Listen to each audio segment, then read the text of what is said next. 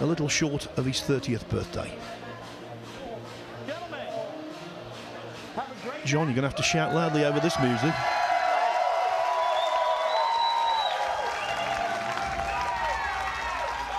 Yeah, look at where Mickey lags from. Pretty interesting position. I think it has a lot to do with how he bridges. It didn't help him there. Barely beat the head string.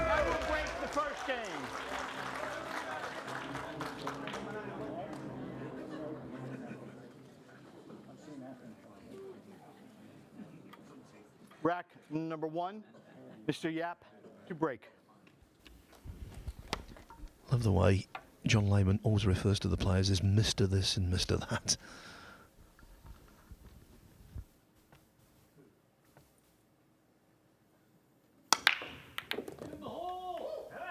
And that's the sound we all want to hear. Balls dropping into the pocket and a crisp, clean break shot. Starting out, getting a few down, but no look. Purple 5 causing problems. Pink 4 is next down here in the lower right corner. And this is tricky because you take a chance at pushing out some type of jump shot. There really is no backdoor safety. I don't see. Push out called. And it doesn't guarantee position either. So I would consider at least knowing that you might get back to the table going up to the right side, past the right side pocket. Mr. Krause, your option? Yeah, this is asking a lot. I would be surprised if Mickey took this on, especially right out of the gate. Might give us an idea, though, how Yapp is really feeling, which is scary.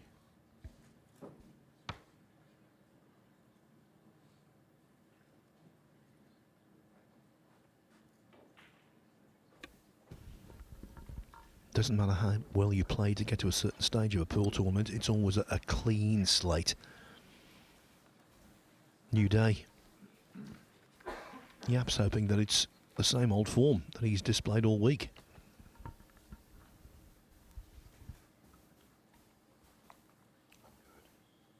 Thank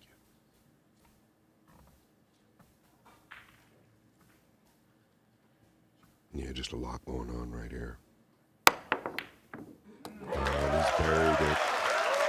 My goodness gracious, what a way to start for Aloysius Yapp.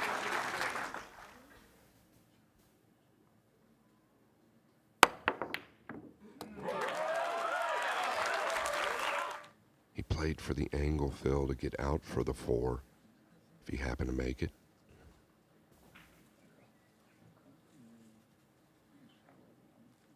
Problem is the 5 and 6 are tied up. He'd love to just crash into the 7 here, I think. He'd fall on a great angle for the 5-6 combination if that were the case.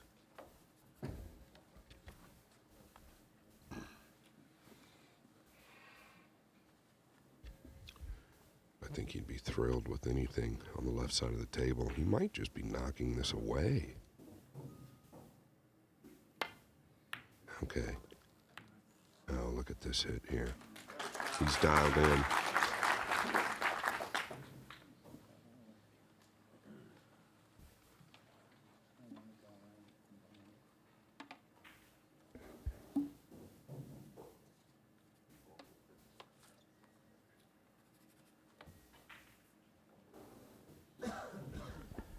If you can hear balls being potted, it's on the practice table to our left.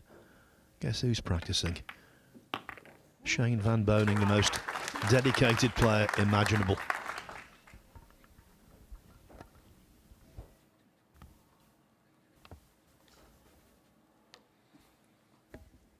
You got to predict that Yapp clears here. And if and when he does, this could be the makings of something real special this match here. Oh, and as soon as I say it, he gets on the 50, and I don't believe the bank to the right side is even available. There goes that idea.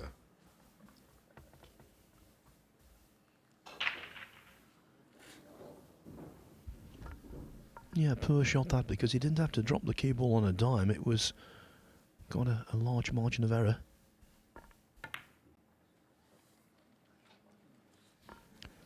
Next best thing, though.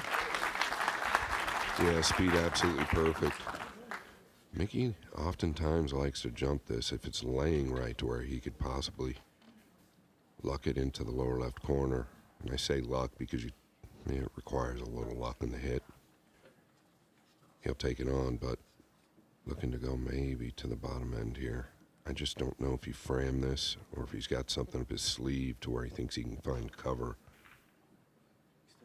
Extension called. His extension. Yeah, there really is no cover, Phil. He's just kind of got to, I think, let this rip.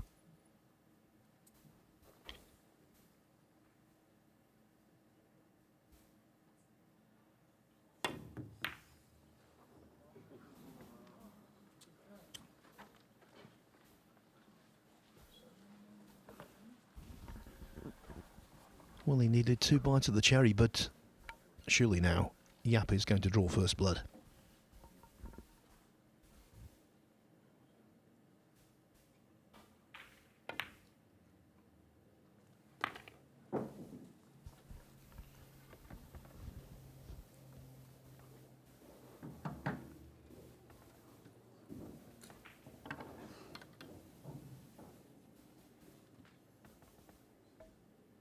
Yeah, so I'd still call this rack near perfect from Yapp, right? Pushing to the long jump shot.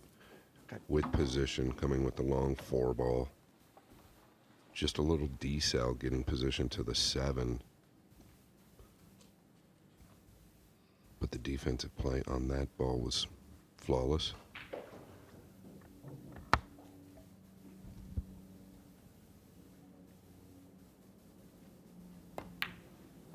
Rack to Mr. Yapp.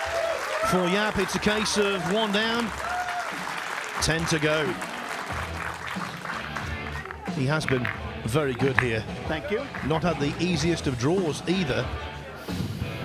Unlike Mickey Krause, who has lost a match, Yapp has played 7-1-7 before this.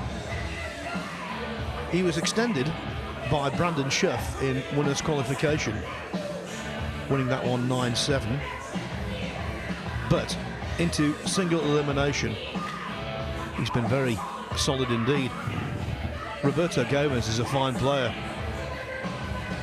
so that was a good win. And then Donnie Mills and Naoki Oi were beaten quite comfortably. His performance against Oi actually was of the highest standard, but really he should have lost against Max Lechner in the quarterfinals. Lechner was 9-6 down, came back to force Hill, but the Austrian very surprisingly missed the 8-ball, left it hanging, and eternally grateful Yapp potted 8 and 9 to just squeeze into the semi-finals. Lechner had come back forcefully from 9-6 down to beat Jason Shaw earlier in the tournament, and we thought it was going to be history repeating itself, but then the 8 Rack scuppered number him. 2, our current score is 1-0 in favor of Mr. Yapp. Mr. Yapp to break. Yeah, Mr. Yapp to break, John Lehman says.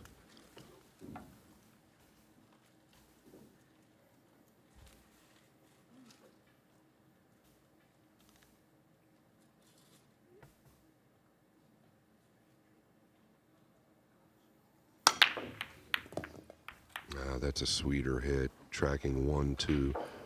The first one below the 9, the second one above the 9 with the cue ball. And look at it bend. That's what you really want in case the 2 decides to come up table.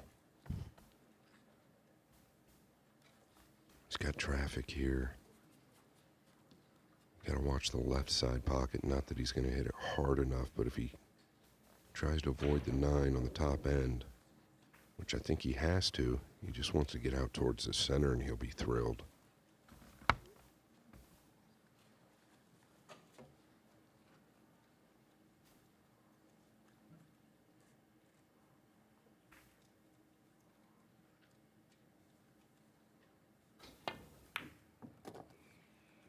You really can't do any better. He can go back and forth now. Crowd recognizing that, which I think is awesome. Very educated fans here in Florida.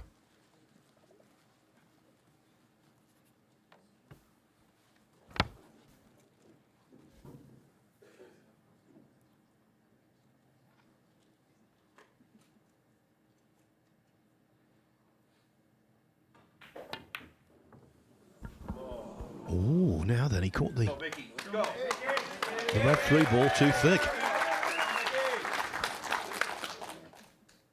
Much too thick.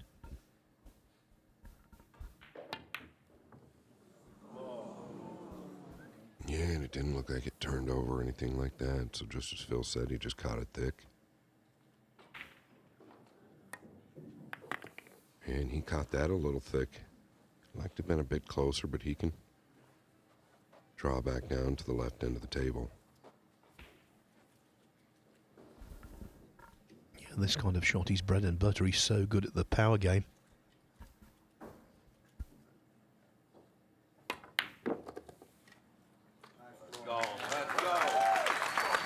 Yeah, sweet hit. Very sweet hit. Actually used the inside of the pocket to create the straight line back where he didn't finish on the rail with the cue ball. 7 ball still tricky.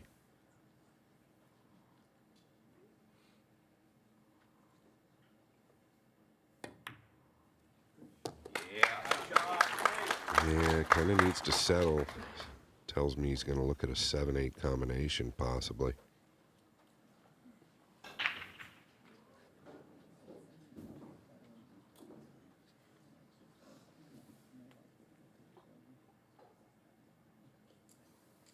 Yeah. Extension called. Looking to see if he can go to the lower right corner and beat the right side pocket. If he could, that's the way he would go, but I don't know that it's on.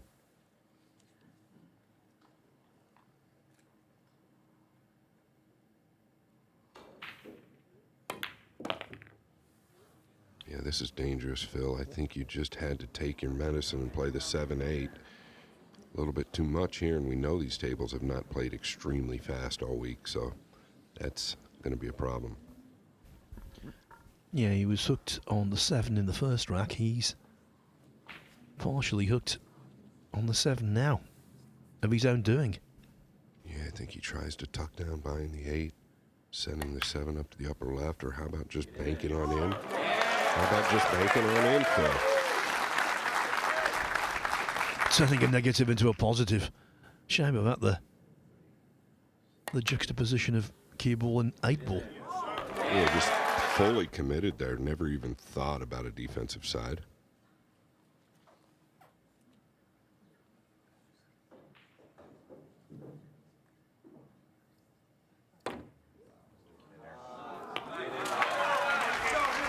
How about this?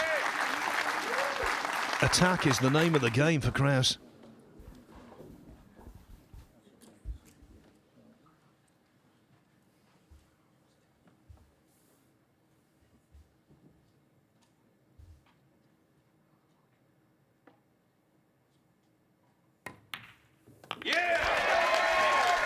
A full house present in the Carib Royale Resort Convention Centre, but you could hear a pin drop as he was over the 9 ball there.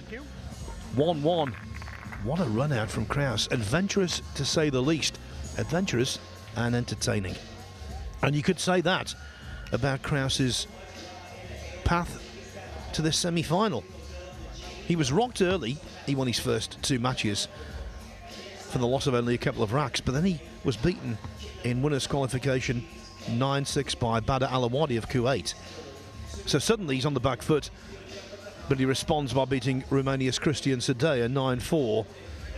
And look at those wins. Albin Aushan, Carlo Biardo, both double world champions. Alexa Bashelsh of Serbia, always a tough player to beat. And then yesterday in the quarterfinals, he laid the foundation for a 10-6 win over Moritz Neuhausen by winning the first 6 racks. So I would say, and this is only marginal, but I would say Krause's route to the semi-final has been a little tougher than that of Yapp.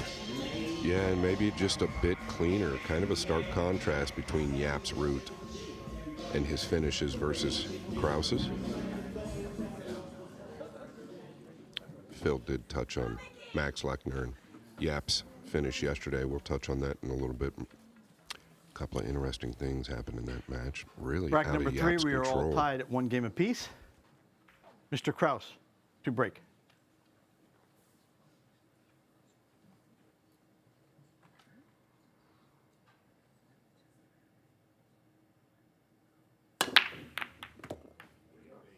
touch lighter on the hit there for certain. It's okay. Didn't soft break him by any means, but definitely took some pace off. He's got a good look at the 2. I think the 4-8 plays good to the lower right.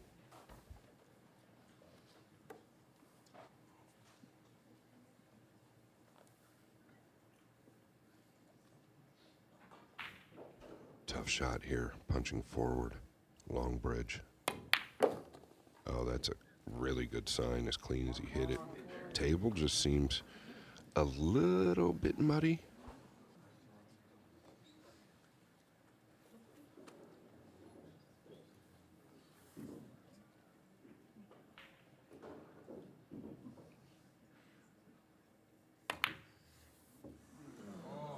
Watch the cue ball. It's not going to make it to the corner, though.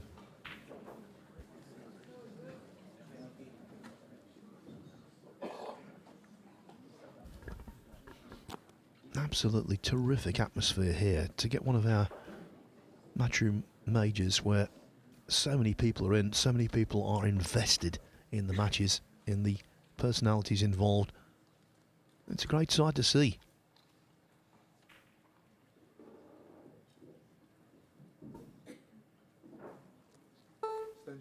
Extension called. Okay. I don't mind the rail first, but the problem is it doesn't lend to any position at all. He's in a big pickle here, really. If he doesn't make this rail first, okay, kicking behind, can he swerve around the left side of the 7? I guess so.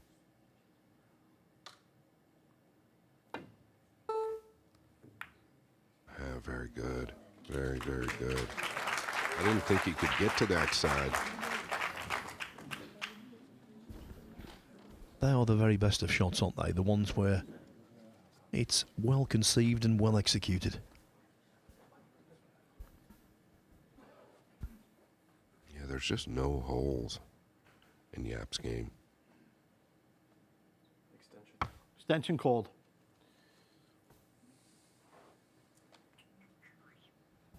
Oh, you can't bank at this one, Mickey. I guess you could, but I don't know. Your position would be lackluster. Can you edge the right side and try and trickle down here below the 5 and 6? Is that too dangerous?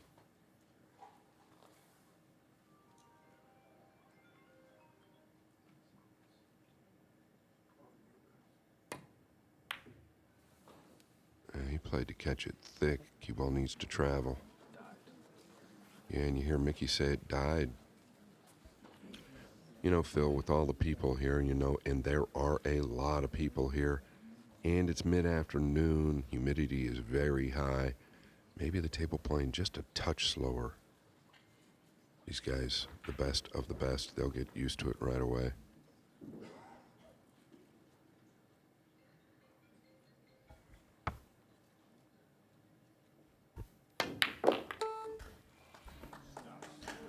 Well done, especially with a cell phone going off. Oh, look at the arena from that view. Very enticing. Makes me want to get my cue back out, Phil. Did you enter the US Open, Scott? That's a negative. I know Jeremy's playing, Carl isn't.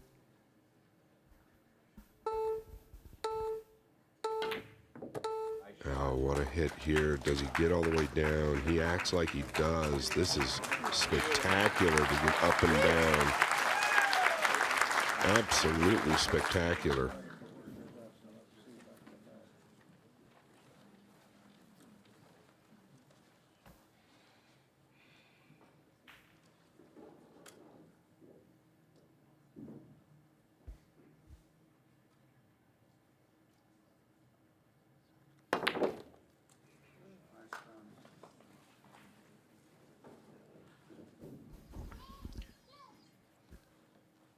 When you're under pressure, it is great to be able to depend on a workable technique, and that's what Yapp has got. Nothing unorthodox.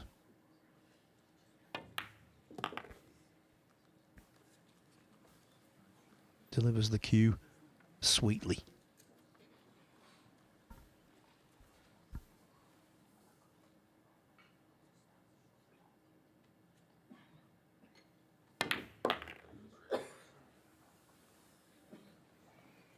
Yeah, I'll tell you what, he makes such a good adjustment to his surroundings so quickly.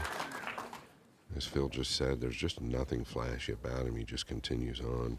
Everything's the same every single time.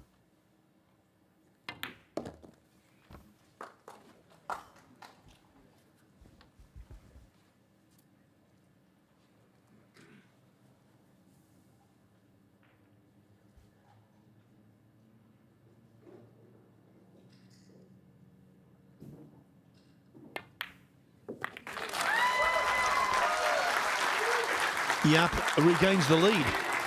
Get the impression this is going to be a real battle royal.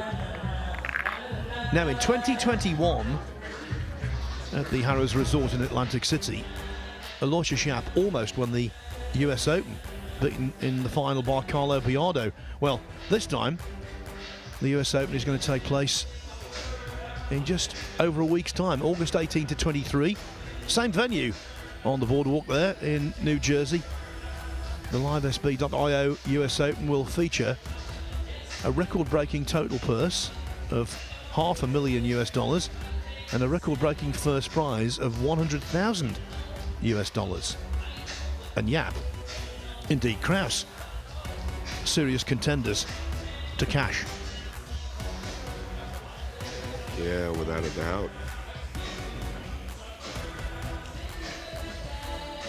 So it was yesterday that we were all intently watching Aloysius Yapp versus Max Lechner.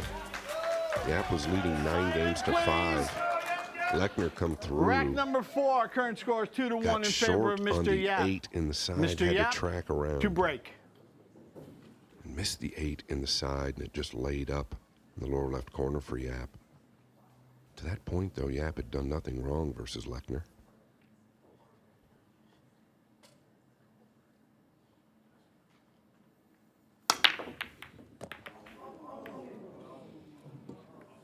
Does it have the pace? Does it have the pace? It does. And look at this, Phil. A 2-9. Karam could be on. Any scratch on the break, you just hate, especially into that pocket. You know you've had some really poor luck if it goes in there.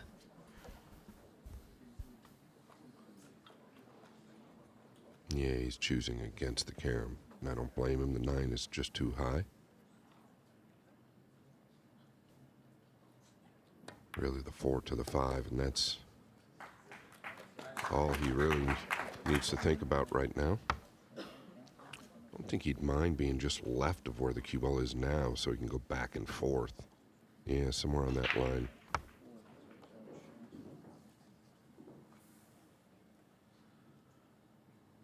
Worst thing you can do here is overdraw this ball.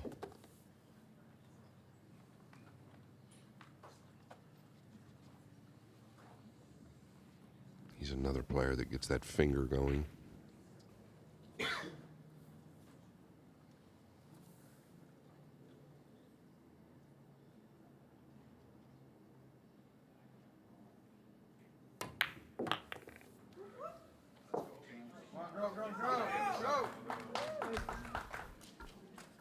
When there is a positional misjudgment, it's always on the undercooked side, which suggests, as Scott has pointed out, this table is a little sluggish. Yeah, and he is right-handed, so this is a little tricky. He is a lanky guy. Pool players build.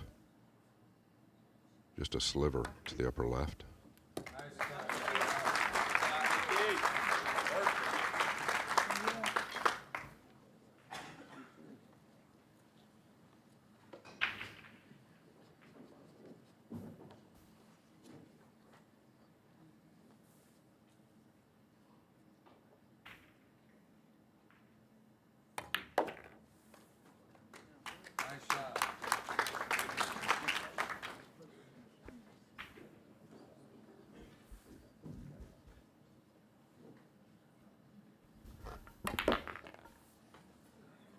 crowd couldn't be more encouraging for either player. Great to see, actually.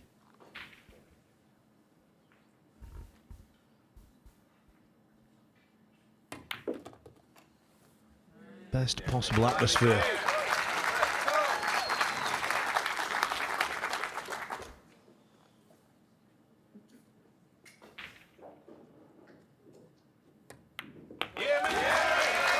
Racks continue to be traded. Yapp twice led at 1-0 and 2-1. Now though, it is all square.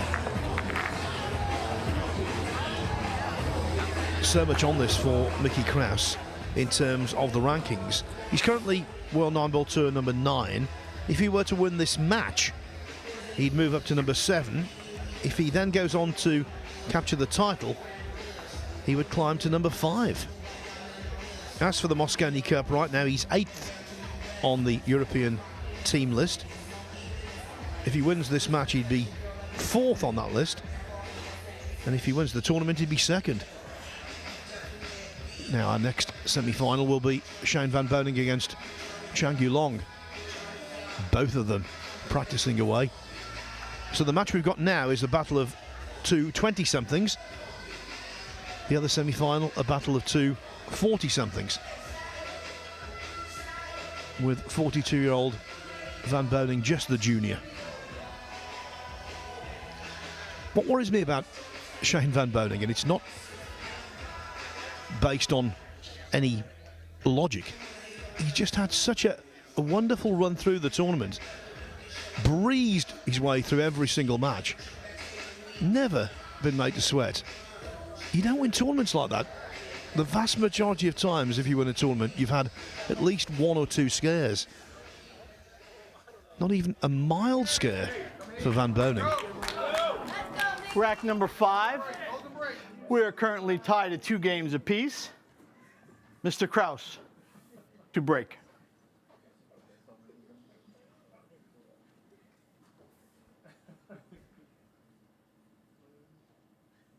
Yeah, what a good look that is right there.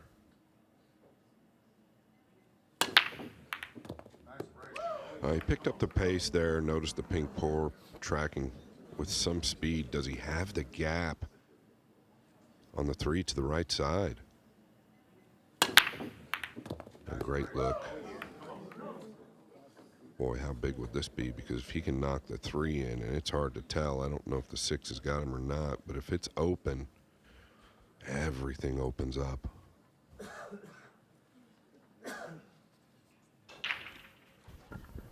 These centre pockets are so unforgiving, and the players know that. Good cueing required.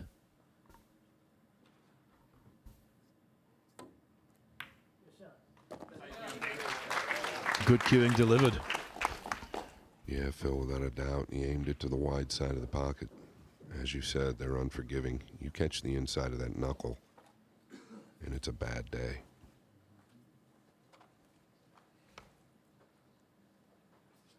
Don't have to do a lot here.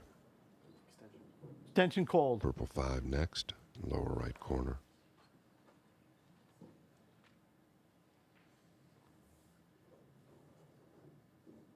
Is he amping up to do something special? I mean, you really don't need to do much. Stay high.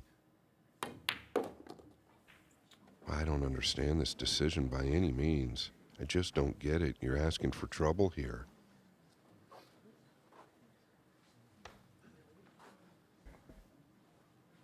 You got the whole upper half of the table, Mickey Krause.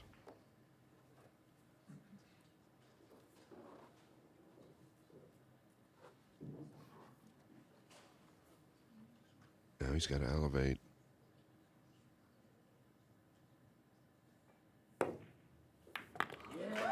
It's got to carry, and it's not going to carry. This is all because of the shot on the pink. Yeah, the applause from his supporters, a little premature there. Might have been advised to wait for the cue ball to stop. Yeah, little things like that can make such a difference.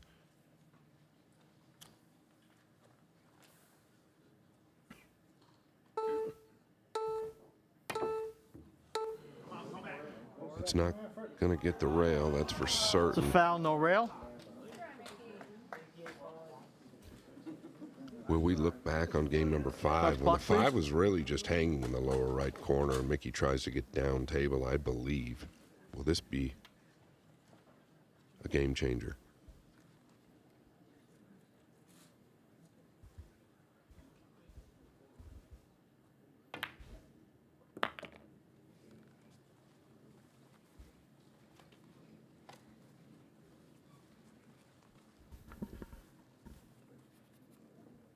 Yapp very much odds on to regain the lead.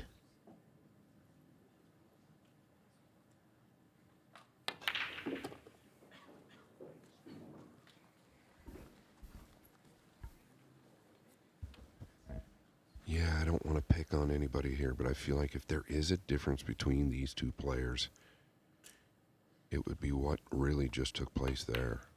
Yapp never going to take a chance in getting back down table. Now, I'm not certain Mickey was trying to get below those balls, but the stroke he put on it sure looked like it, and Yapp will take advantage. Yes, it seemed as though Mickey Krause was poised to go in front for the first time. As it is, Aloysius Yapp goes in front for the third time. It's 3-2.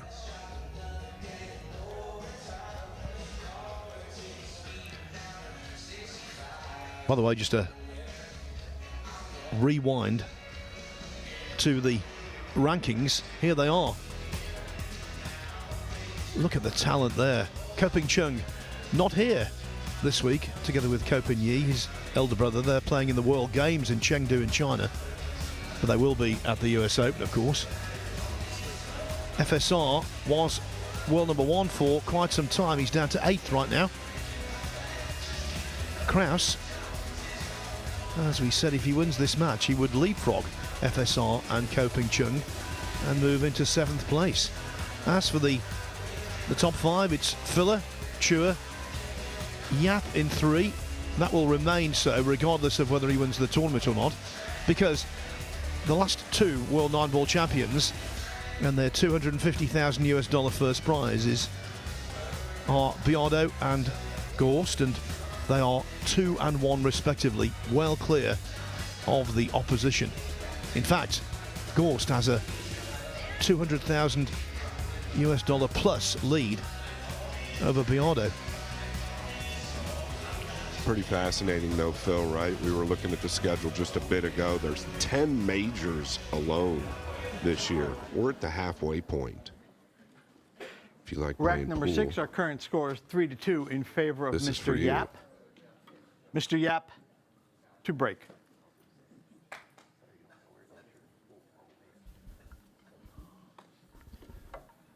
Aloysius Yapp once won a tournament called the Golden Break Open. How about a golden break here? Phil's calling it.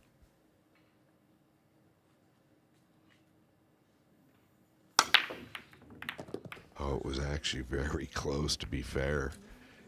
Flicked the 9, just not thick enough, and now the 7 comes from nowhere to ruin the party. Throughout the match, that 2 ball has been very uncooperative.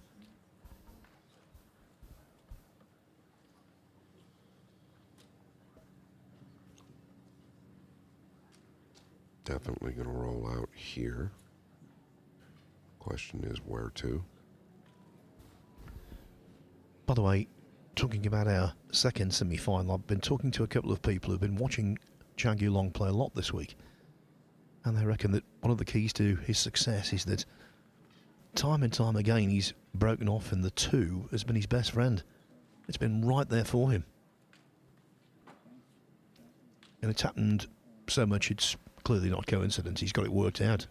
Yeah, that's exactly what I was going to say. If that's the case, then you've got to assume there's more to it than just getting a shot on the 2. Mr. He's Krause, doing your something option? right.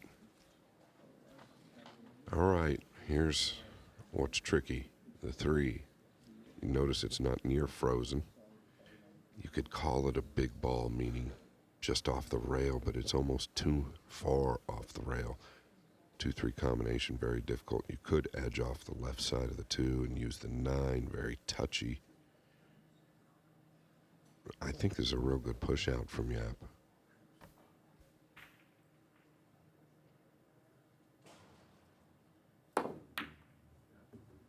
just...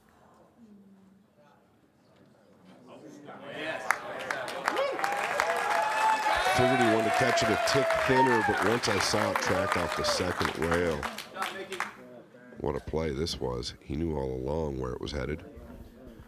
Krause renowned for his attacking abilities, but that was dynamite defense.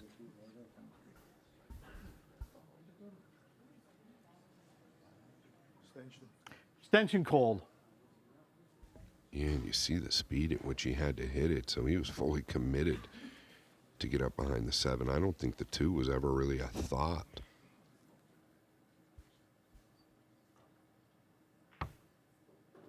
Oh my goodness gracious. No love, Phil. Well, it all depends your viewpoint. He's got the love in the first place with a fluke. The Lord giveth and the Lord taketh away.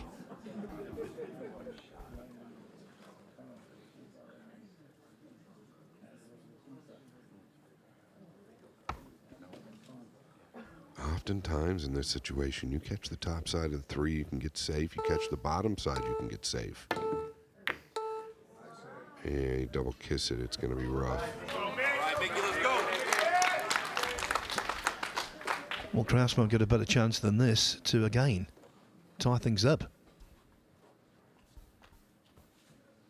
Yeah, you definitely have to say he's earned it. That first safety off the 2 was spectacular.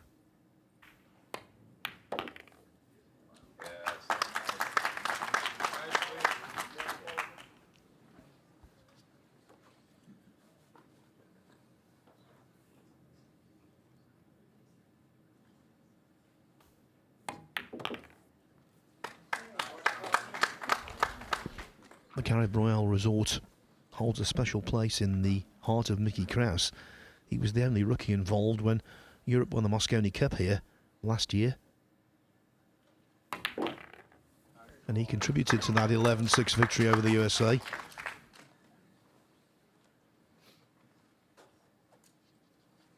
I think having that exposure to the team environment at the Reyes Cup really helped him.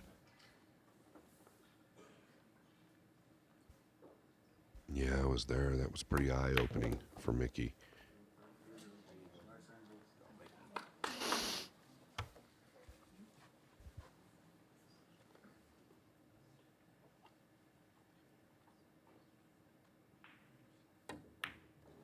Yes, sir.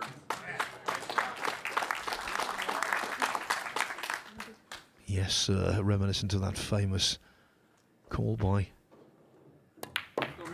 the commentator at the Masters when Jack Nicklaus won the 6th green jacket in 1986. Yes, sir, when the birdie putt went in on 17. That wasn't a birdie putt, it was a winning 9. And Mickey Krause, again, ties things up at 3-3.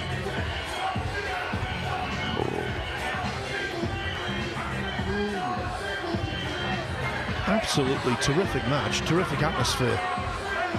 We can't say enough good things about this tournament, Scott. You never know with an inaugural event just how it's going to pan out. This has been an unqualified success. And of course we know it's going to be a massive party, sport's biggest party at the Mosconi Cup in December. Alexandra Palace is the venue. It runs for 4 days, for 4 nights actually, no afternoon sessions there, just nighttime pool, December 3 to 6. Alexandra Palace, they call it the People's Palace. Will it be the Americans' Palace this time? They desperately need to wrest the cup away from Europe. European domination at the moment. Really historic building, you know, Ali Pali. It was the first home of the BBC. And the reason for that, it's on such a high ground, looking over London, that it received signals very well. Yeah, so the first BBC radio was based at Alexandra Palace.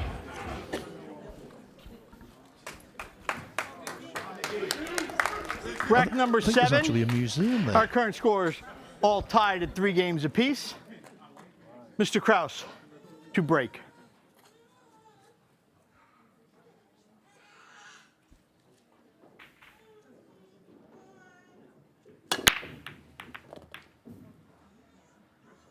right, I believe the 2 is going to hold up. It did not. The 5. Is it in the way of the upper right corner? Crashing directly into the 9.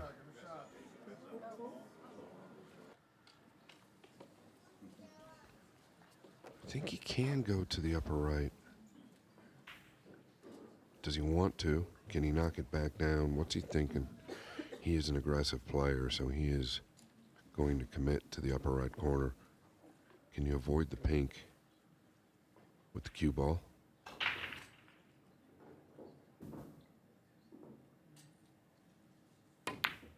What a great look. He just caught it a touch thick.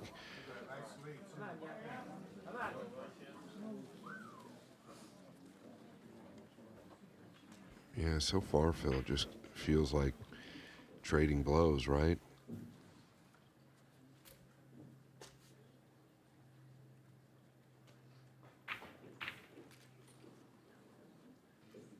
And the way the table's playing, this is no problem to hold for the red 3.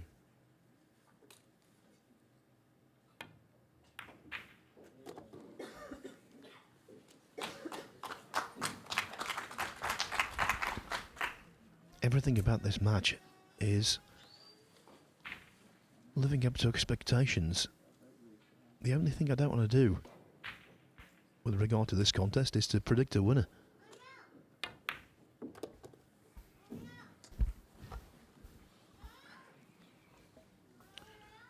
Yeah, just don't let up here, right? You want to get all the way back. No. It's okay.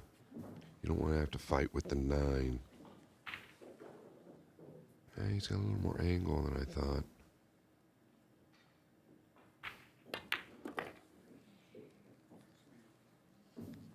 It should be good.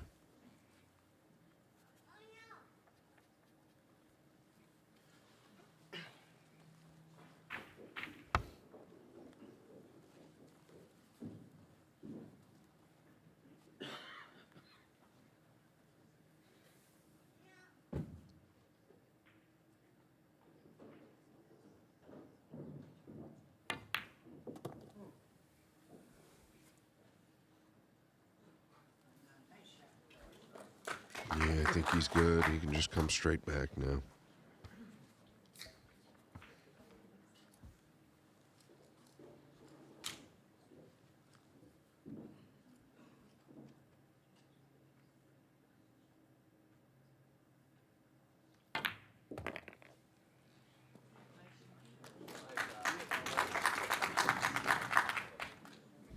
Such a calm player, always has been.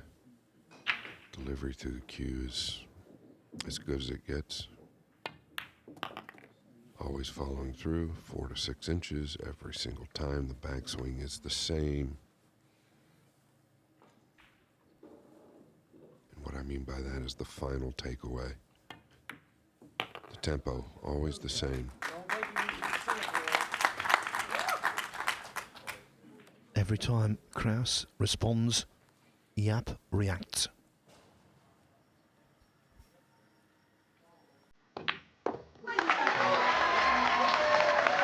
Still to be headed, now back in front at 4-3. So this is the first semi-final of the live SB.io Florida Open. The second semi-final will feature Chan Yu Long against Shane Van Boening. Look at that last night. It was 3-2 to SVB before he pulled away against John Morrow. And that's been the story of the tournament. Such an easy win for him on the back of so many others. Mind you, Chan Yu Long, he's having some heavy victories as well. Beat Norway's Enel Gangflo 10-1 last night. As for Mickey Krause, he was 6-0 up on Moritz Neuhaus and staved off a spirited revival from the German, while we've talked about Aloysius Yapp just about surviving because of the missed 8-ball from Max Lettner. So this is the prize money on offer. They guarantee $10,000 by making it to the final day. Win this match, you're on $16,000 at least, but of course when you get to this stage, it's human nature. All eyes are on that $40,000 US bounty. And what that will do for your ranking position as well as bank balance. Yeah, not only that, but your future, endorsements, deals that Rack come number with it. 8. Our current score is 4-3 in favor of Mr. Yapp. Mr. Yapp, to break. After the break, I'll moot an idea, Scott.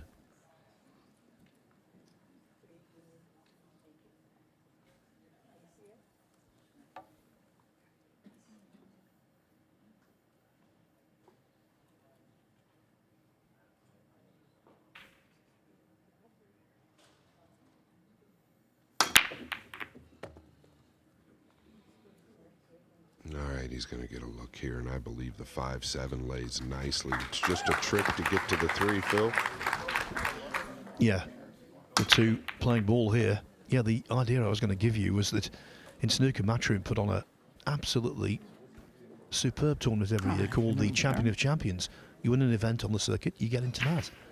Maybe that would work for pool. Yeah, they used to have the Challenge of Champions.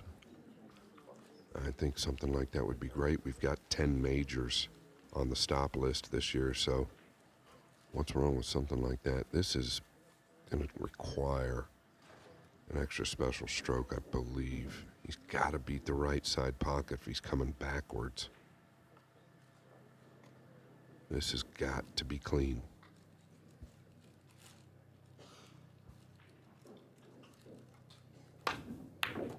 Oh my goodness, what a strike.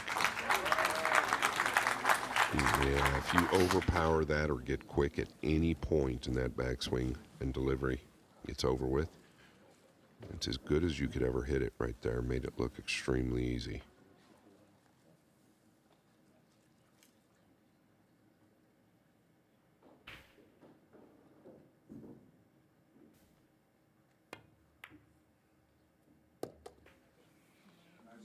Yeah, is this where Aloysius makes his move? You kind of sense it coming. How long was it going to take for that back and forth to kind of go away? Looking at the 5 and 7, maybe the 7 aimed a bit high. Hard to tell yet. We haven't had a look at that.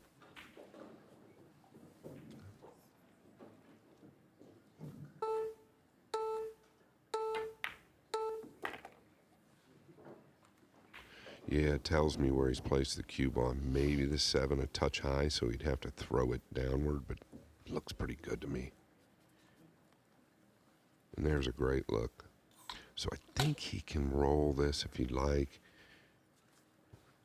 He might be able to pound the top side and play the 5 in the same corner as well.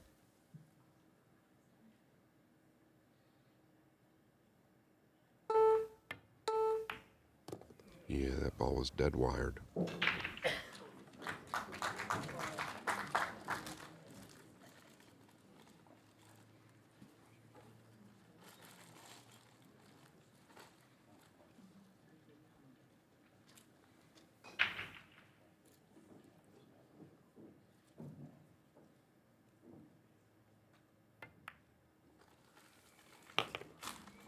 He's got such a great touch.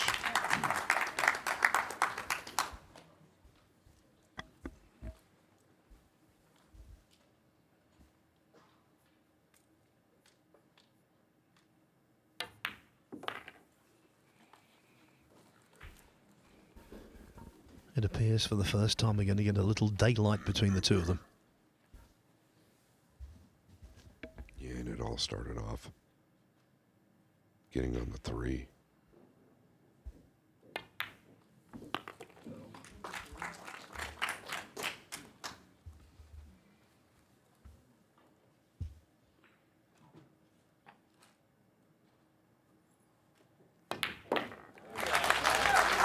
Daylight it is, 5-3 in favour of Aloysius Yapp. He's had a really good year. We've talked about his UK Open success. Last 16 of the European Open. He was 5th in the Premier League, runner-up to Mickey Krause in the Jacoby Scottish Open, quarter-finalist at the Universal CPBA Open. His one big disappointment was losing in the last 64 of the World Championship. But you know, he will go to the Hanoi Open in October looking for more success. He's very popular out in Vietnam, is Aloysius Yapp, for obvious reasons. Yeah, 7th to the 12th of October for the third staging of that event, which attracts so many absolutely avid spectators. On the last couple of days, if you've not seen the tournament before, there's a massive bank behind the tables being used. 3,000 people in there. The very first final featured Jason Shaw and Albin Ausch, and it went hill. And the noise generated, it defied belief. Last year, Yuan Chur was successful, and he went on the week afterwards to help Asia win the Reyes Cup. But he didn't help them as much as Aloysius Yapp, who was named Most Valuable Player.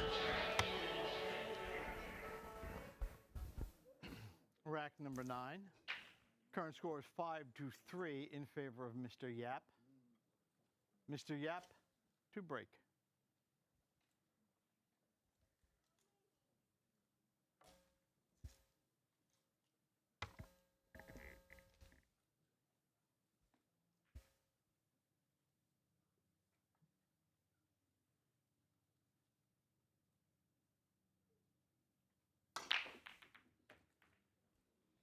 Okay, I think the 2 gonna hold up. 1 is down. There won't be a push out here. Yap gonna go to the air. You just can't take a chance. 3 down low. Can he swerve though? If he could swerve and catch a piece, of course that's what he'd like to do. I think it would carry some type of look down table.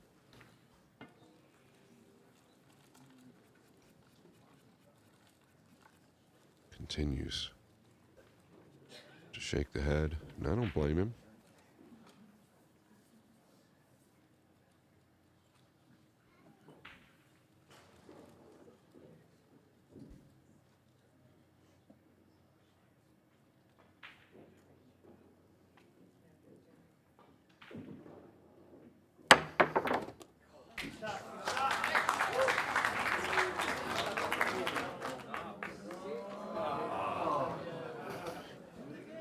Yeah, that's a little bit chilly. Can he get to the 3? If he can, the pink 4 up top.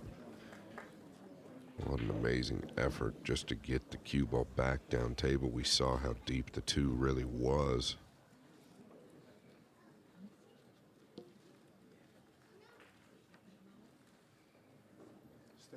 Problem Extension called. Here is he's tracking at the 8, Phil, if he goes rail first. I don't think you can be too concerned about it, though. You might be able to fall on a line just past it.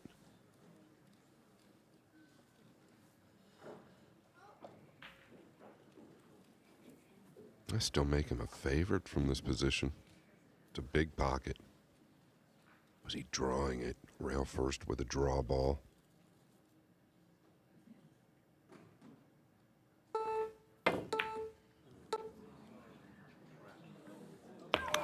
It's a foul. Sorry, Aloysius. Nothing about that shot worked. Nothing at all. Yeah, anytime you go to draw a ball rail first, the shot really becomes about foul. 80 to 90% more difficult. I was a little surprised he even took that on with the draw ball.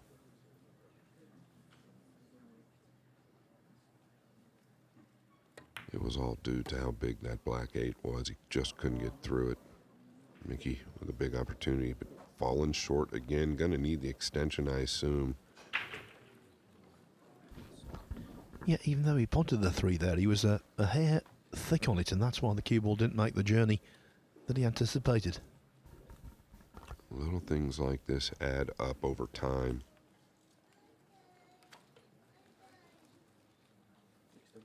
Extension called.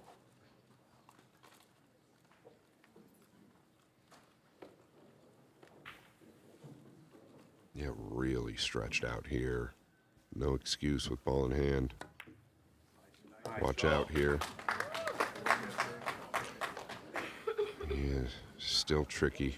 He's thin now to the lower right. I think the table plays well for this shot, though.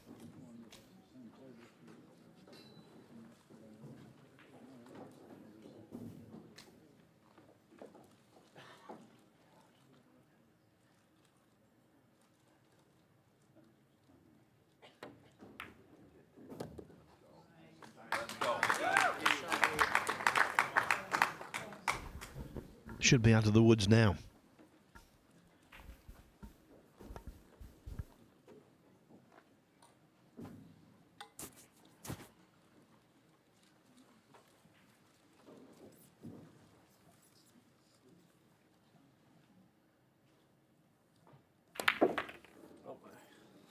He said, "Oh my." A little laugh. Maybe gained a little bit too much power. He will be fine. I believe he can just tuck it into the right side, 2 rails out.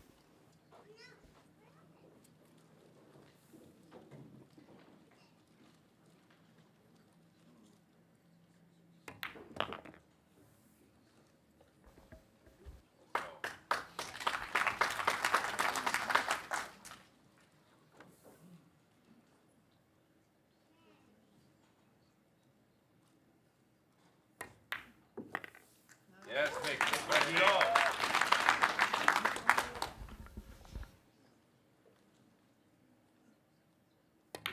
Yeah. It is thrust and counter thrust. Krause back within 1. Yapp's lead trimmed to 5-4.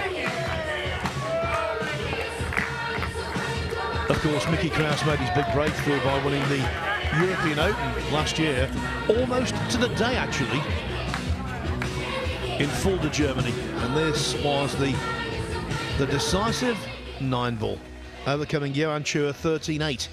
What a win that was. And that wasn't his only big scalp during that event. He beat Ko Ping Chung, Albin Auschen, Chang Yulong, who's a semi-finalist here. He'd established the groundwork a little earlier than that by winning the Mez Bucharest Open. Coming into the final, he took on Hubert Lopotko, beat him 11-7, and then just things went from good to very good. Another victim of Krause in that European Open in the semi-finals. Skylar Woodward, 11-9, he won that one. And then we really stepped it up against Chua.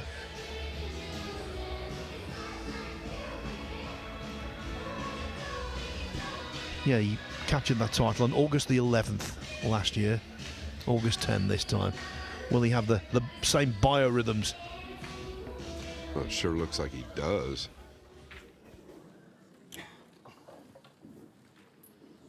Rack number 10. Our current score is 5-4 in favor of Mr. Yapp. Mr. Krause to break.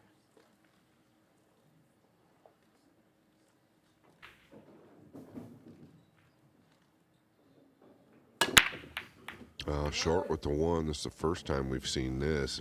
I feel like a little bit of a miss hit, the way it sounded. We'll get another look.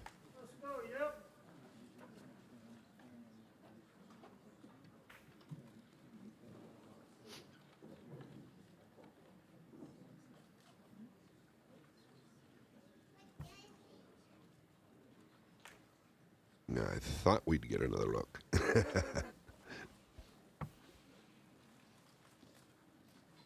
Yeah, can you kick behind this? Is it worthwhile with the black 8 where it's at?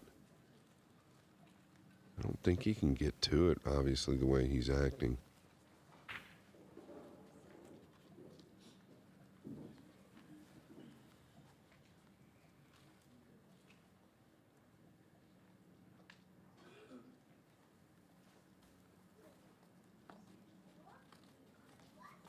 It's really a big ball if you don't get too thin on the 1 coming behind it. It is a bit scary, this shot. Extension called. Absolutely. Agree with that call there.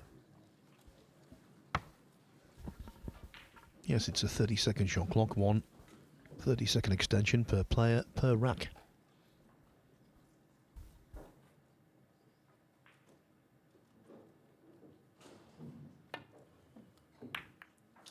Yeah, he caught it just a touch thick.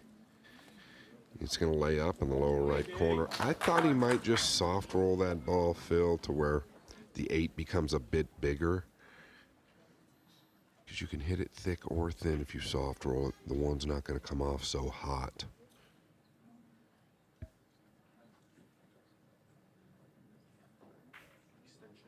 Extension called. Yeah, right. Mickey uses his extension, wants to stay clear of the red 3 here. That's his biggest concern right now. Beyond making the ball.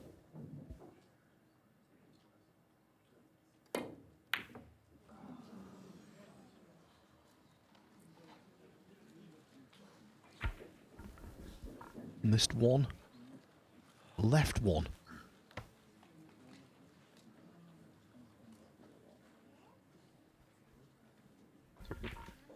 There's not much in it, but I think Yapp has been the more solid so far. Yeah, he definitely looks a tick calmer for sure. I guess that's... Did that ball turn over? There's no way, is it, that he misses that ball that bad?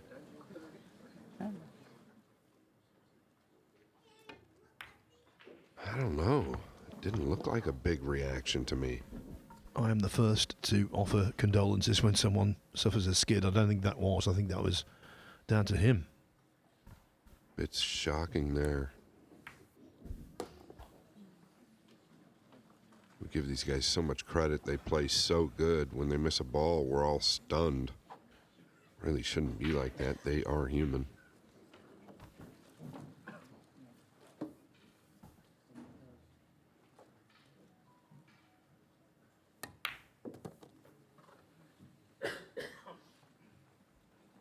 Okay, Mickey, what are you going to do with the purple 5 up there near the 8?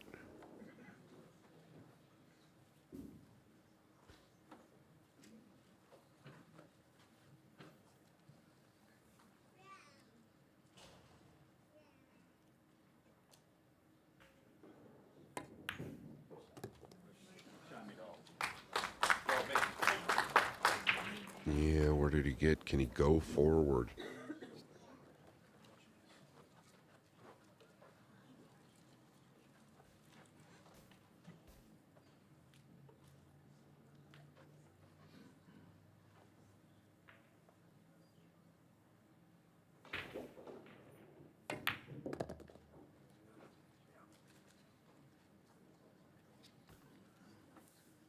It's going to be the 8 ball here. I'd like to just flick the 5 to the upper left side.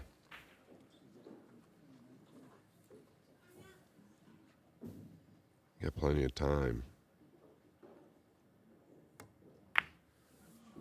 Very well done. Let's go. Yeah, not just leaving the pot on the 5, but leaving an amenable angle. I think he comes all the way down here.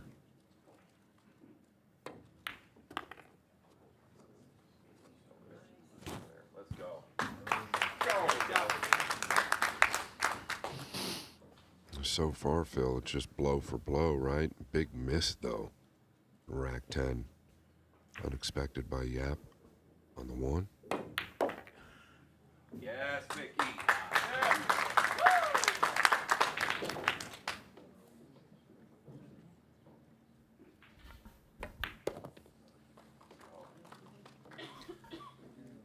All very well when you make a mistake. It's up to your opponent then to totally and utterly punish. There you go. That's what Krause has done. Yapp missed the 1 and then sat down for the remainder of the rack.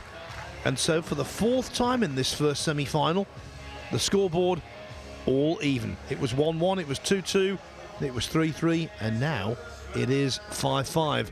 Basically the halfway point of the match. Just a reminder, Second up in terms of the semi-finals today, in this session, there won't be a great amount of time between the matches. It will be Shane Van Boening of the USA against Chang Yulong of Chinese Taipei. Van Boening has been practicing, and indeed his opponent, since the start of the match we're watching right now. There's no doubt he is fiercely determined. And if he were to win this, Scott, he would then go to Atlantic City in his quest for that 6th record-breaking US Open title in Feinfettel. Yeah, no doubt. I did want to mention we're going to the Battle of the Bull from here. Battle of the Bull, the biggest ranking event in the States for the WNT, and then there's the Reyes Cup, the 16th through the 19th of October. We were there last year, Phil. I think it's going to be even bigger this year. Yeah, well, the task for the Asian team is going to be bigger because last time they had to beat Europe. This time, they have to beat the rest of the world. We can only imagine the strength of the opposition for the Asians this time. But of course, Team Asia will be well stocked, well stacked as well. The Ninoy Aquino Stadium in Manila is the venue, as it was last year. And of course, straight after that, it is the inaugural Filipino Open. This was the winning moment last year, and it was supplied by Aloysius Yapp, the MVP. Look at the smile on Efren Reyes' face. The tournament named in the great man's honour. And it was Yapp who had the honour of potting the decisive 9-ball. Europe well and truly thrashed.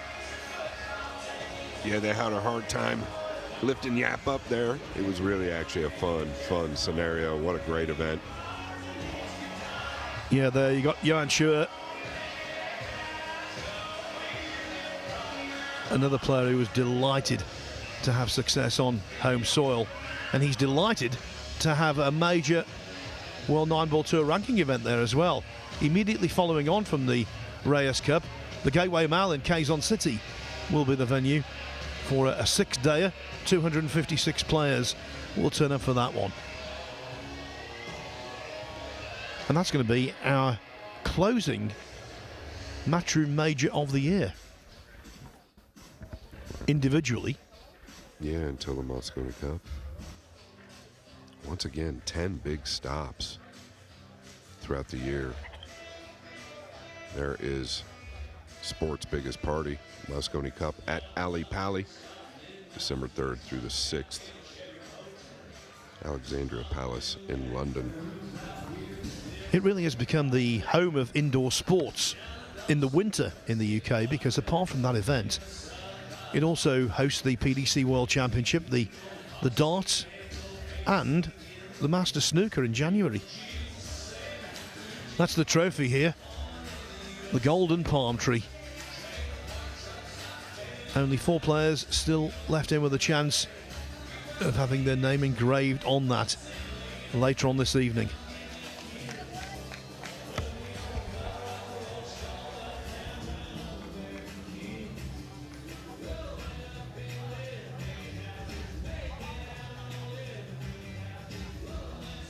So is this going to remain the pattern? Racks being traded, or will one of them pull away? We are currently tied at 5 games apiece. Mr. Krause to break. Go, Mickey. Go, Mickey.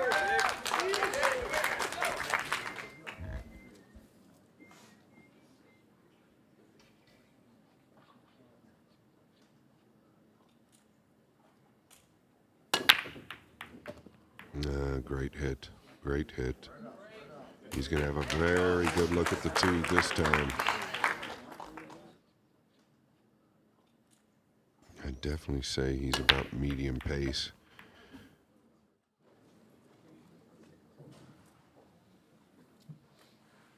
But this layout, you can't ask for anything better than this. Just pinch back, or really a couple inches. You don't have to do much. Yeah, just stayed right there, carried the angle.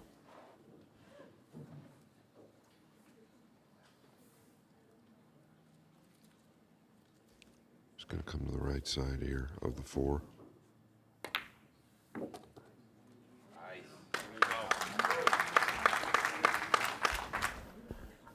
Krause well positioned to become the first player in this match to win 3 consecutive racks. Interesting. And let's not forget, this is a race to 11 now. Finals a race to 13.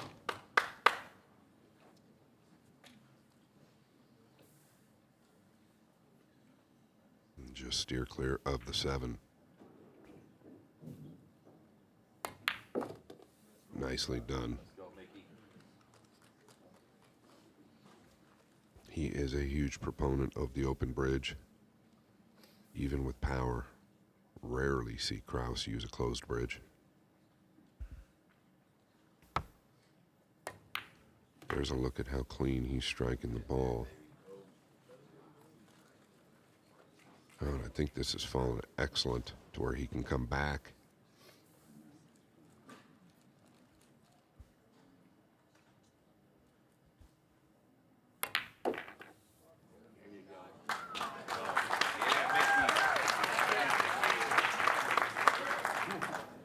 Yeah, he might just have to go forward here, play the 9 on the left middle pocket here.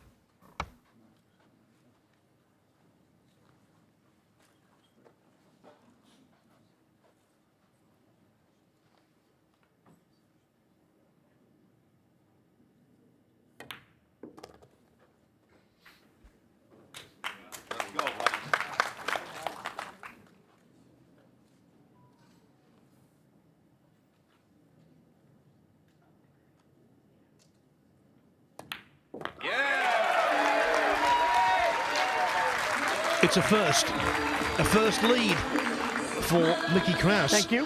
Having been 5-3 down, he's now 6-5 ahead and just a shade over halfway towards what would be a very satisfying victory over a world-class rival.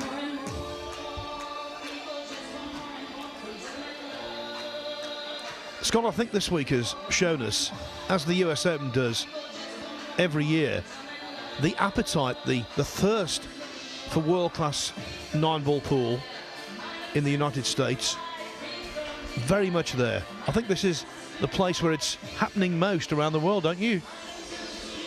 Yeah, really, no matter where you go in the States, the fans are going to be there. Florida, extra special. Obviously, last year here for the Mosconi Cup, it was standing room only. You could blow the roof off the place. But the States, it's where it's at right now. And it's not just Florida that it's recognized hotbed. You've got Arizona, New York City, you've got Texas. So many places you could take one of these tournaments to, and you know it would be well supported. Yeah, it's well said. Arizona, probably the biggest, or without a doubt, one of the biggest pool communities in America. Obviously, like you just said. Number 12, our current score is 6-5 in favor of Mr. Krause. Mr. Krause to break. If you have not been to the US Open in Atlantic City, it's worth a trip.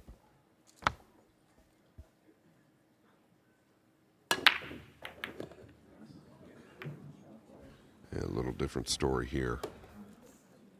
2 up top, and this is something that a lot of guys keep talking about. They don't know whether they should start drawing the cue ball above the 9 first and back out, because the 2 constantly seems to finish up top unless it's getting kissed down low, which is rare.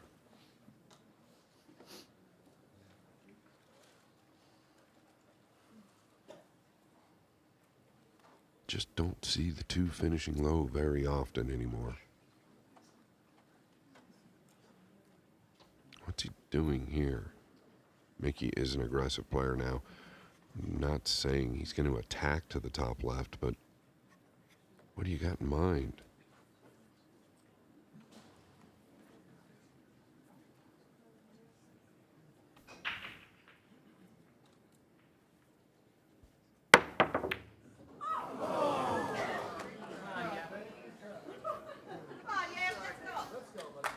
I just feel like there was a big risk there. You could have left that for your opponent to attempt to jump, but Mickey decided to attack.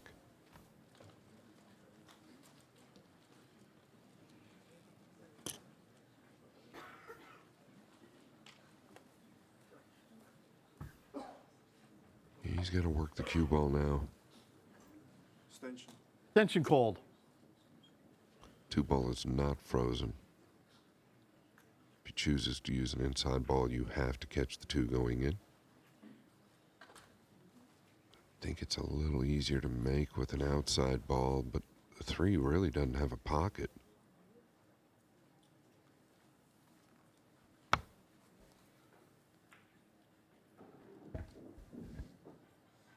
Can he come all the way around to a 3-9 combination the side? Yeah, that's maybe what he was looking at doing. Such a tough shot, though, Phil. Let's go, Mickey. Yes, and unusually for Yapp, there was a lot of shoulder in that one. The fluency of the stroke wasn't quite what it normally is.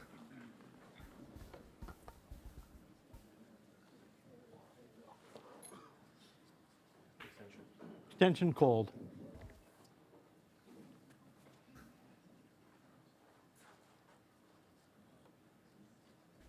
Does he try to bunt the 6 out of the way here to open the pocket up for the red 3 in the lower left? Let's go. Yeah, pretty heady play there by Krause.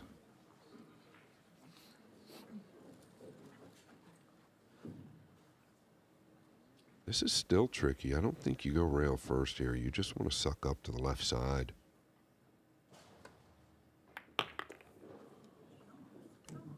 Yeah, fell a bit short.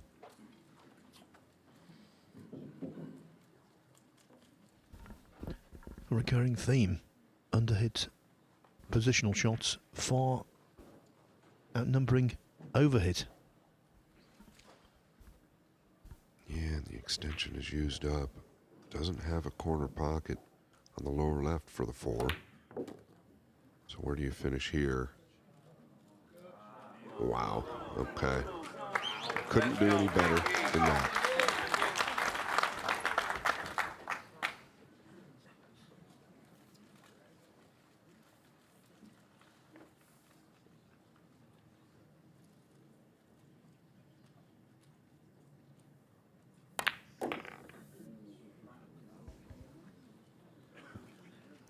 Still going to be well above the 5 here, so now he's got to rip it into the side.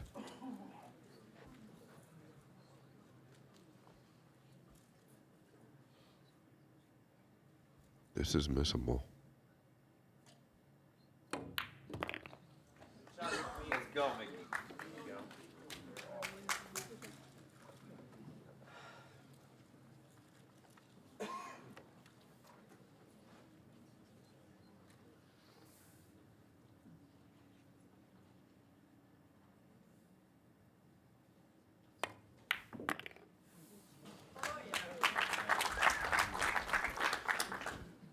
Trailing 5-3, Krause might have fallen victim to a degree of concern.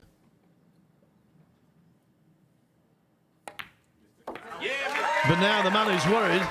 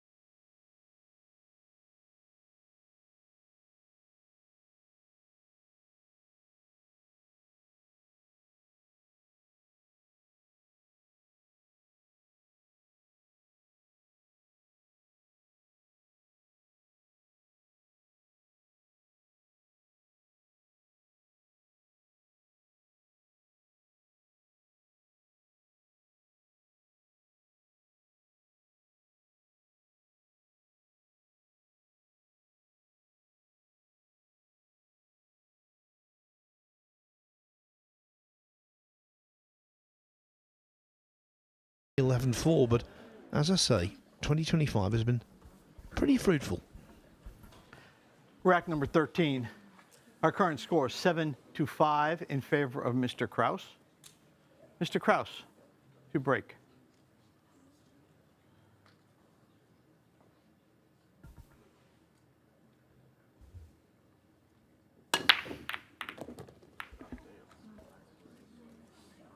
And we touched on the too high. Here we go again, but maybe a bit thin on this hit.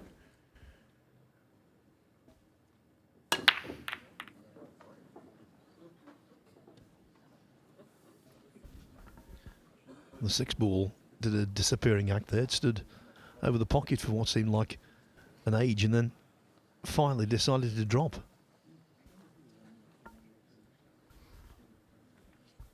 Makes you wonder here if Mickey makes an adjustment on the break to where he catches him a bit thicker or draws the cue ball a little bit more, but he does get up for this type of shot. It's just all thin to the upper right.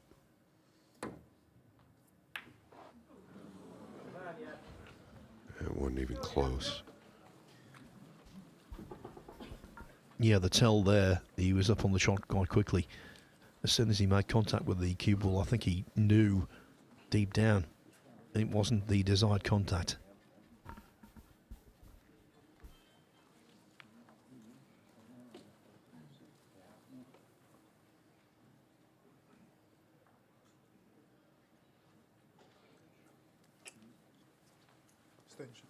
Extension called.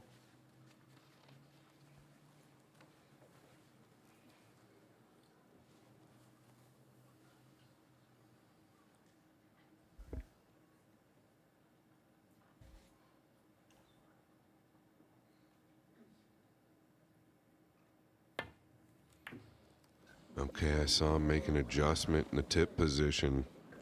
Instead of just using a flat ball or a center high, he went to the inside cue ball.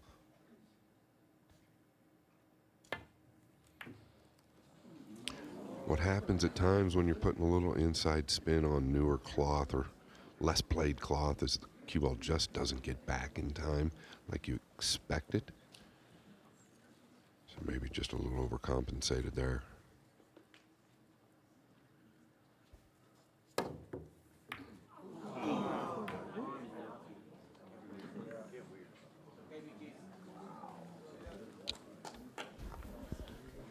Well, he didn't knock the 2 in, but I don't think you can complain too much about the end result.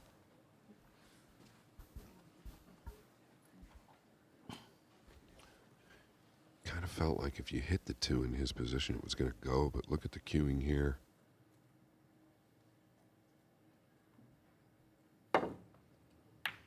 Oh gosh, what an amazing hit from that position. I mean, just spectacular from there.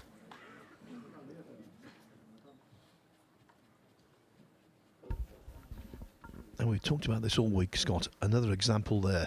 Didn't try and get too much out of it, just played within his means. Yeah, Phil, I think that's actually by far Aloysius' strong suit. Keeps it fairly basic for an elite player.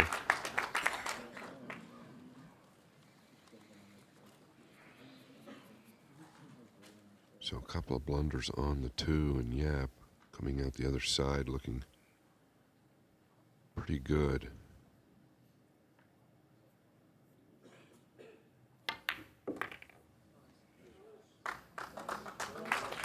That's going to be perfect.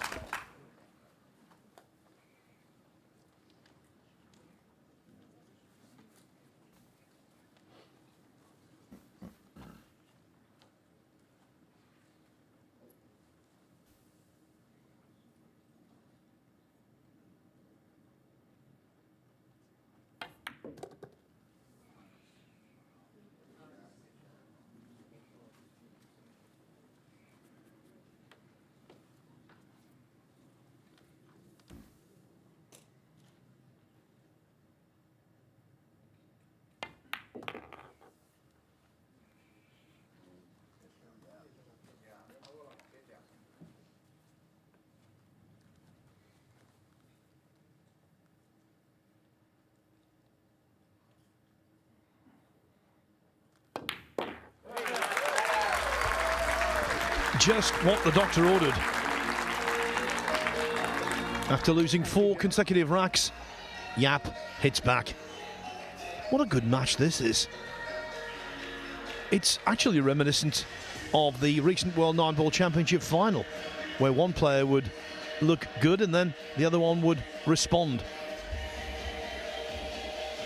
You can never predict whether a match will go hill-hill, but this has got the ingredients to. Yeah, neither of these guys playing bad by any means. That's just not the case. It's kind of a case of the balls laying a little bit funny after the break, really. Only one real big miss, in my opinion. The 2 that game wasn't it. It was the 1 from Yapp. Yapp not afraid of reputation. I was talking about when he got to the final of the US Open in 2021. Well, he did so beating an array of talent. In fact, in back-to-back matches, he overcame Joshua Filler and Shane Van Boening. He also beat in that tournament the likes of Wojciech Szewczyk and Denis Okolio. Did lose out to Carlo Biotto, 13-8. But you knew then he was going to be around for a while, doing good things.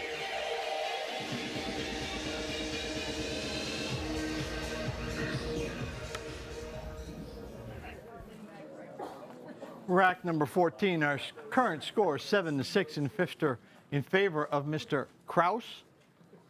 Mr. Yapp to break. He's like this match, John Lehman, very dramatic, isn't he?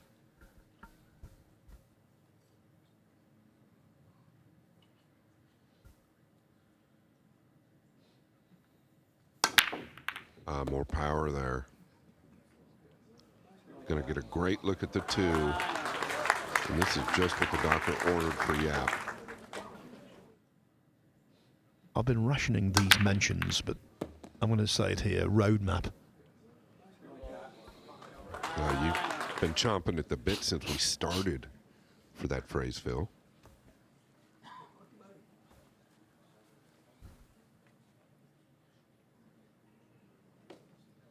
Yeah, just a little pinch here, just drop down. And I really can't argue with what Phil just said. The 5 leads to the 6, the 4 to the 5, the 6 to the 7. You know the drill. Later this week, Carl Boys and I will be driving up to Roanoke, Virginia for the Battle of the Bull. If he's the navigator, we could end up in Alaska, so I might need a road map there of a different kind.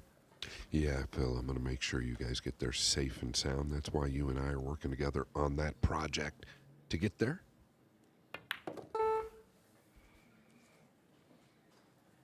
Well, people say I'm very good at giving out bull, so maybe it's the perfect tournament for me.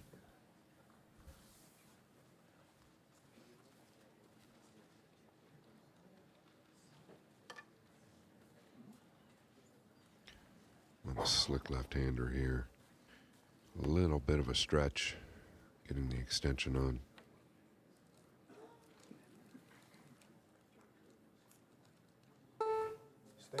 Extension called. Veteran move. A lot of players that aren't used to those dings will go ahead and rifle at that time because their mind just can't keep up with the clock. He knows to call it. He's arguing with himself over the bridge.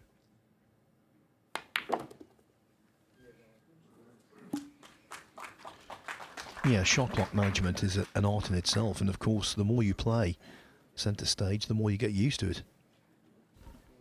You know, I'm a huge fan of Federgorst and his shot clock management. I think it's all part of the design.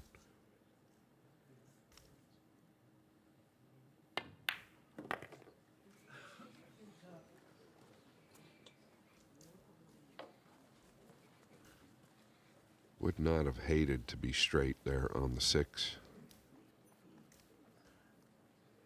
Might have to work the cue ball to the right side now.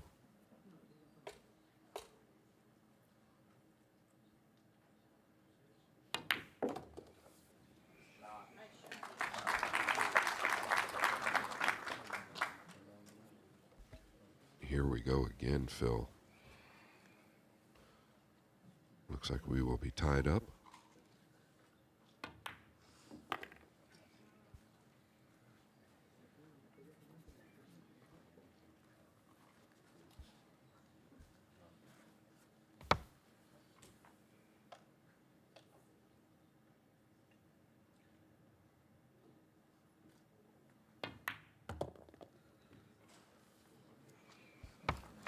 Yeah, such a cute little shot there, allowing that check side to take off the bottom rail using speed.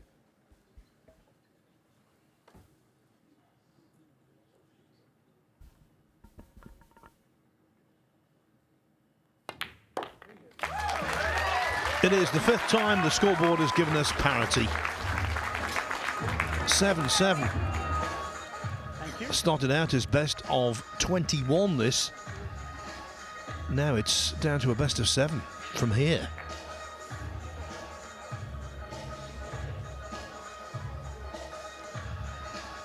When it comes to the big team events later in the year, so much riding on this for Mickey Krause. Not so much for Aloysius Yapp. He's nicely ensconced in those Reyes Cup rankings. And of course, as the MVP last year, who wouldn't put him in? He's done well, actually, representing Singapore in the Southeast Asian Games as well, a former gold medalist there. But I think he came to the fore at the Reyes. To win that decisive rack in the way he did, just pure class. Told us an awful lot about him. And put this in your diary, October 16 to 19. And it's a different competition this time. Asia against the rest of the world. I would love to know what that rest of the world quintet will be. Yeah, you got to put, I believe, Gorst and SVB in that mix as part of the world team. Rack number 15. Yeah, I'd also say, considering he's We are currently tied brilliant at the 7 Mosconi games Cup, apiece. Jason Shaw. No question. Mr. Yapp to break.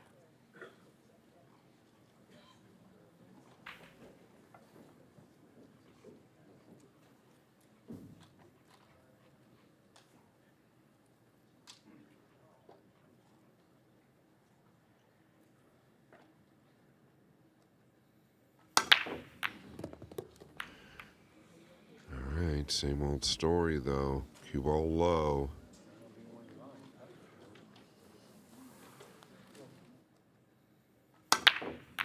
And there's the kiss. Oftentimes you get a kiss like that and you go in the drink.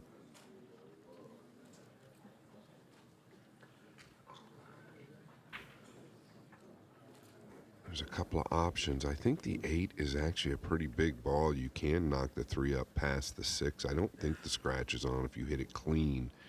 Talking about a safe. I think it's dangerous to come off the right side of the 3, and I think it's dangerous to try and make it in the top right.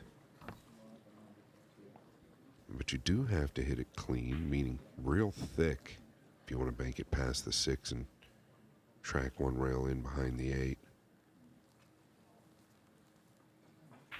And this angle tells me it's even tougher. So I don't exactly know what he's got here.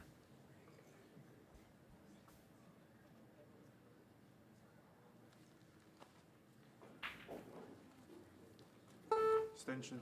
Extension called. Can you hit it hard enough to really shave the left side of the 3 and just wrap around the 8, come down below the 9 and 7, sending the 3 one rail to the top? I don't think that's what he's doing.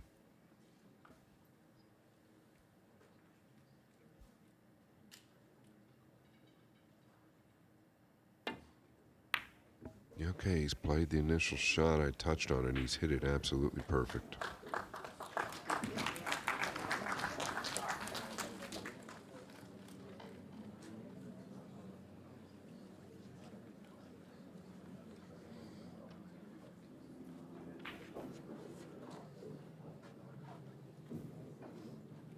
I can't quite tell what he's got of the 3 here, but he's got the jump cue out. Okay, the 7, not a problem. Just a piece of the 8 he's got to go over. This is doable.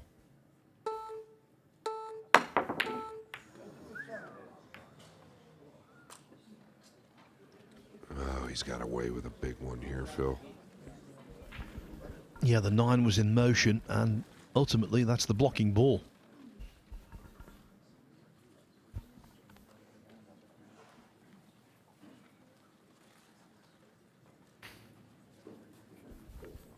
We highlight the skill of these guys, which is abundant, but we also must say that a little bit of good fortune at times, at the right time, is invaluable.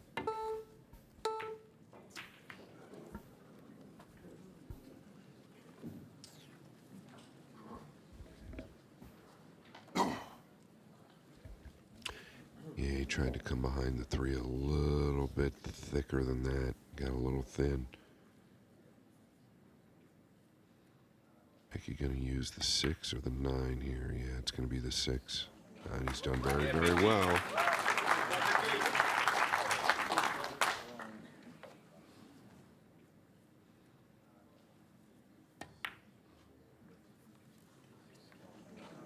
Yeah, Mickey.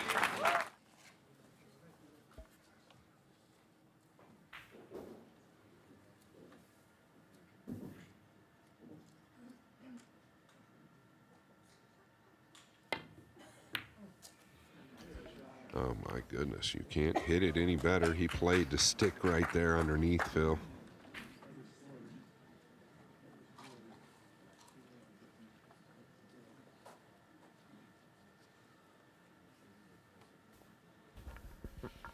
The heat is on outside. The heat of battle inside. The engine room of the match. Extension called. Yeah, good call there. Boy, I know Mickey wants to shoot to the upper left here. But I think the 9 is a big ball you can get behind. I think the 8 you can use as well. I don't know that it's go time. It's a crucial moment in this match.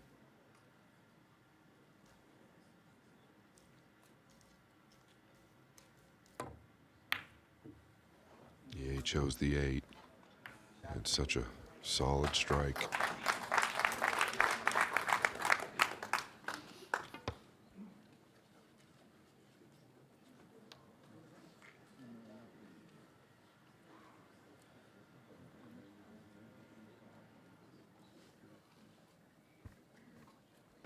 Yeah, I don't know if he gets position if he buries this, but he'll get some type of look.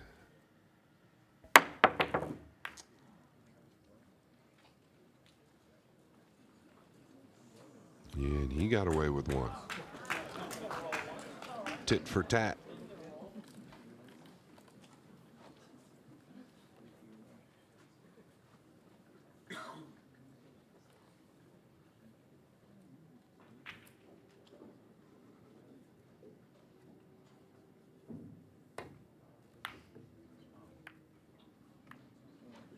Look at this. Look at this.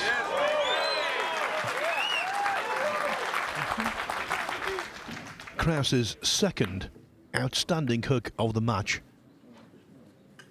A hook that's involved taking the cue ball plenty of distance.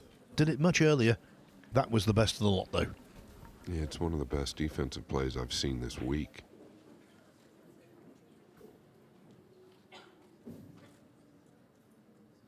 Oh,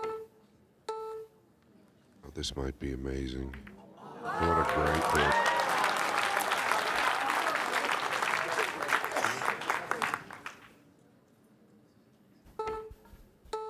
Nineball pool isn't all about potting and spectacular banks and jump shots. Tactically, this rack has been fascinating. Yeah, and that kick there, a lot of players, especially the amateurs, overlook the soft speed. But when it's tough, the soft speed, you'll be surprised how often they finish funny like this. Oh my goodness, man. We are just getting to see some special stuff right now. You know he's got to go to the top right. From here, just trickle down to the left side of the table. This is natural.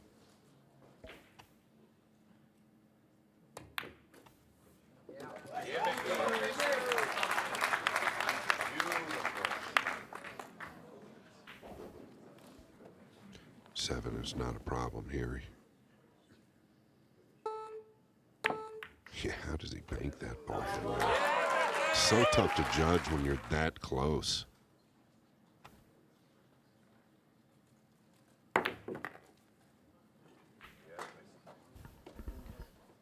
Well, he is an accomplished banker. He was 5th in the WCD Classic banks this year. He's not thrilled about that one there. He caught the 5 really, really thick. He could have been a lot closer on this 6.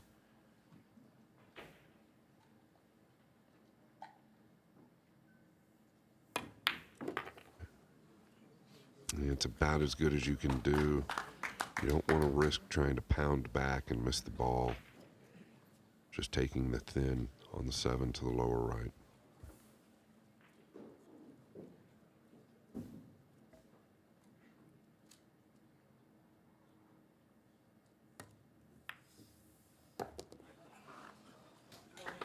He has recovered. Handled it so well. Now he's dead straight here, though.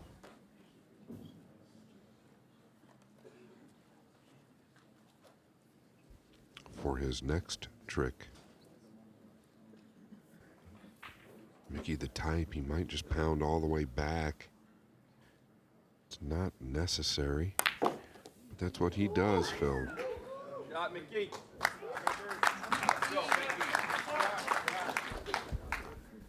Yeah, it's a shot he relishes. And he'll certainly relish being back in front.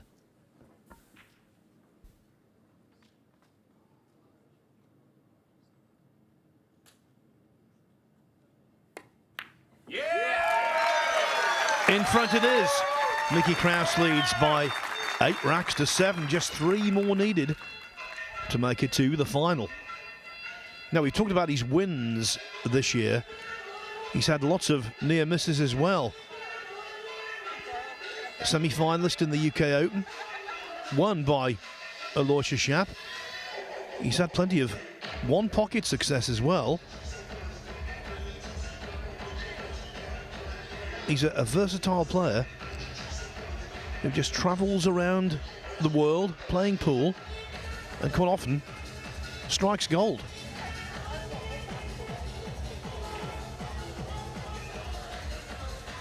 I saw him earlier on and I toyed with the idea of telling him what this match meant in terms of the Mosconi Cup and the Reyes Cup and the rankings, and I thought, best not. You don't want to build pressure, you want to try and disperse it. But there's definitely more on this in terms of those team events for Krause than there is for Yapp. And as I say, if he wins this match, he's 7th in the World Nineball Tour rankings. If he wins the tournament, he's into the top 5. What an achievement that is, with the array of talent around the globe these days. He's played a couple Rack of number defensive 16, our shots current this score rack. is 8-7 in favor of Mr. Krause. Mr. Krause to break. Yeah, he's played a couple of different defensive shots in this set that I haven't seen all week from really anybody else.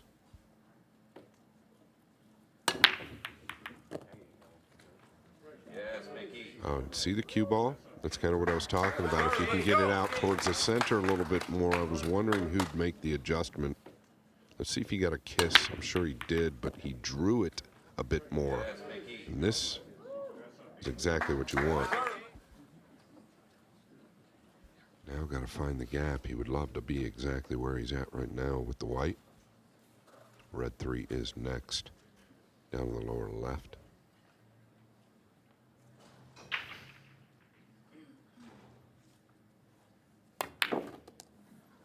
Now look at this with the power.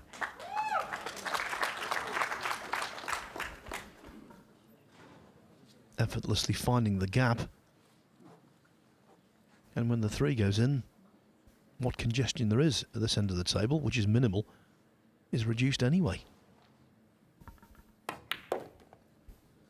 Yeah, he looks pretty amped up.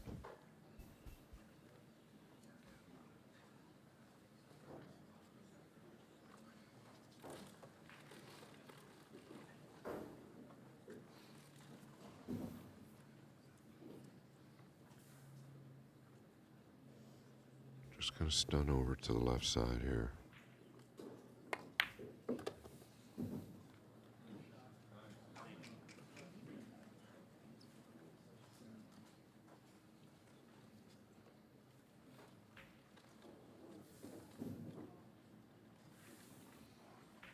He's afraid of stopping and being elevated over the 8.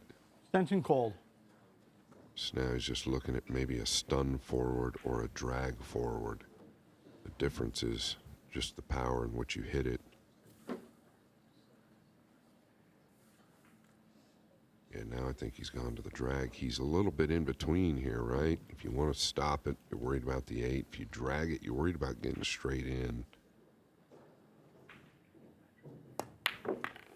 Yeah, very good.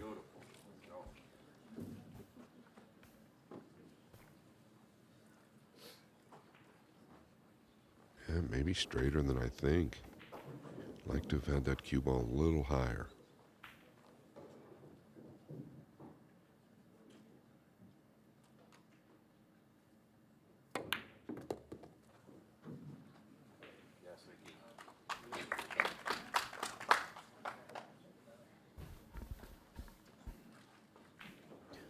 Troublesome times for Yapp.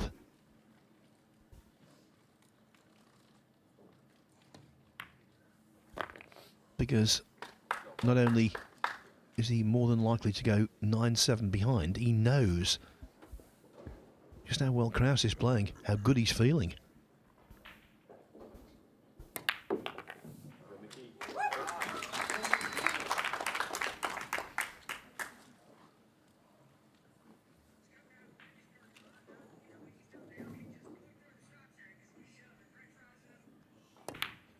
Yeah! 9-7 it is in favour of Poole's Great Dane. 2 more racks required for what would be a very satisfying victory over a fine opponent. Just mentioning there, Scott, the fact he's Poole's Great Dane.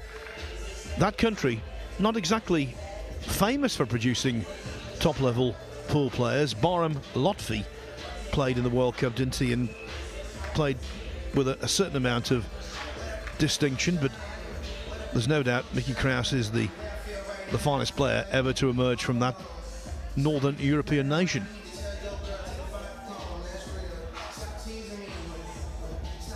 Mind you could say the same for Aloysius Yapp, the finest player ever to come out of Singapore.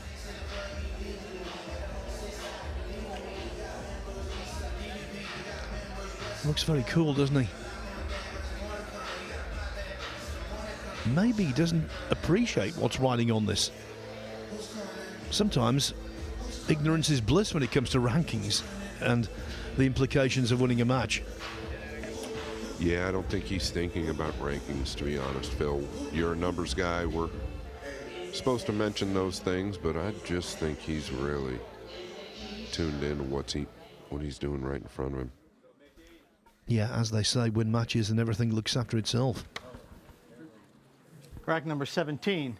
Our current score is 9-7 in favor of Mr. Krause. Mr. Krause, to break.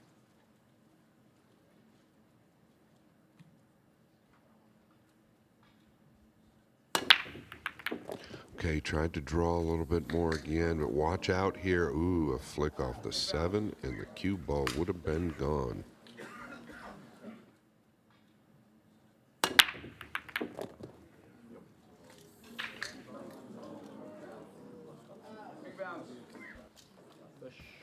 Push out called. Probably going to go to the lower left corner here. Boy, I feel like that's sketchy doing it from there. Really? Mr. Yapp, your option? Really?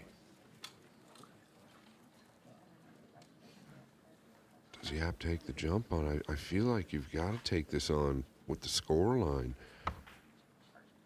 Thought Mickey would consider the lower left corner there. You can see the look on Mickey's face. You can't say Yapp's much more than 50% to make this. But if he does, he's back in this match.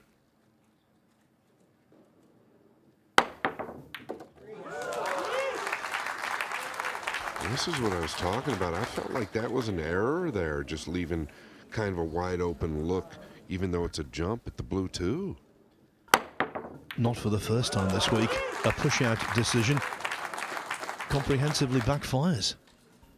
Yeah, I think Krause gets a little quick with that decision from time to time. This one could really come out to hurt him.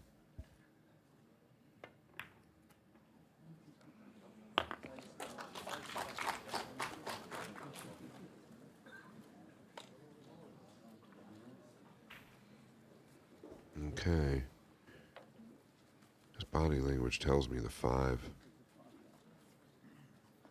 does pass the 7, but it's close.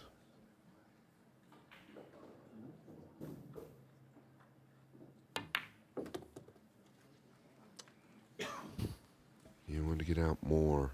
Would have loved to have been straight on.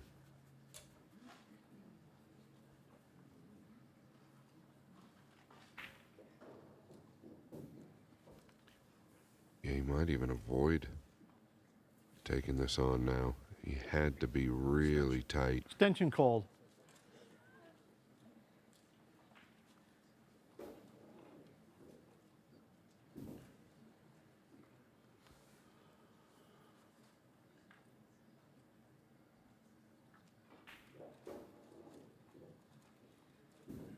This is a tough combination,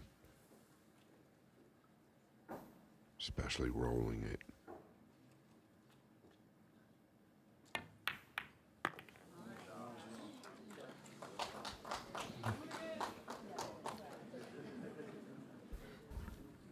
The double kiss flick did him no favours.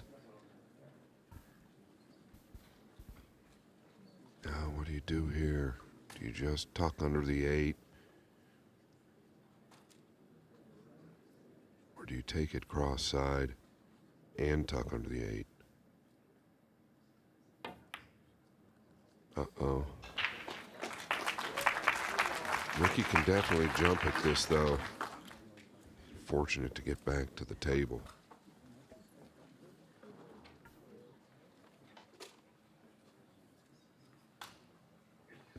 Is he not looking at the jump at all? He's only got a quarter of the ball to get over. Extension called.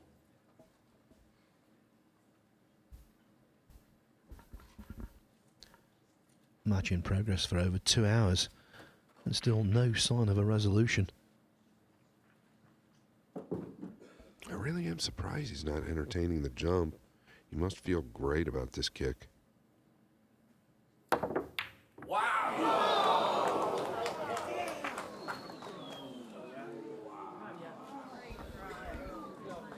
You felt that shot, Scott. So did he. What a great try it was. Yeah, as a player, sometimes you just really feel that you know you're going to get something close and make great contact, and that was one of those moments for Krause.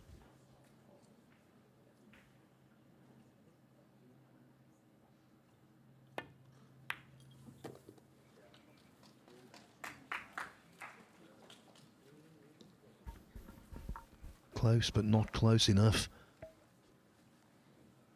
Yapp poised to close up.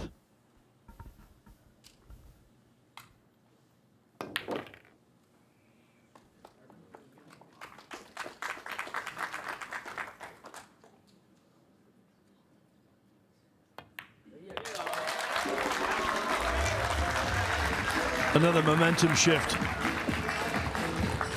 And breaking off in rack 18, there'll be only one request for Yapp to have an open shot at the 2 and to break and run out for level pegging again.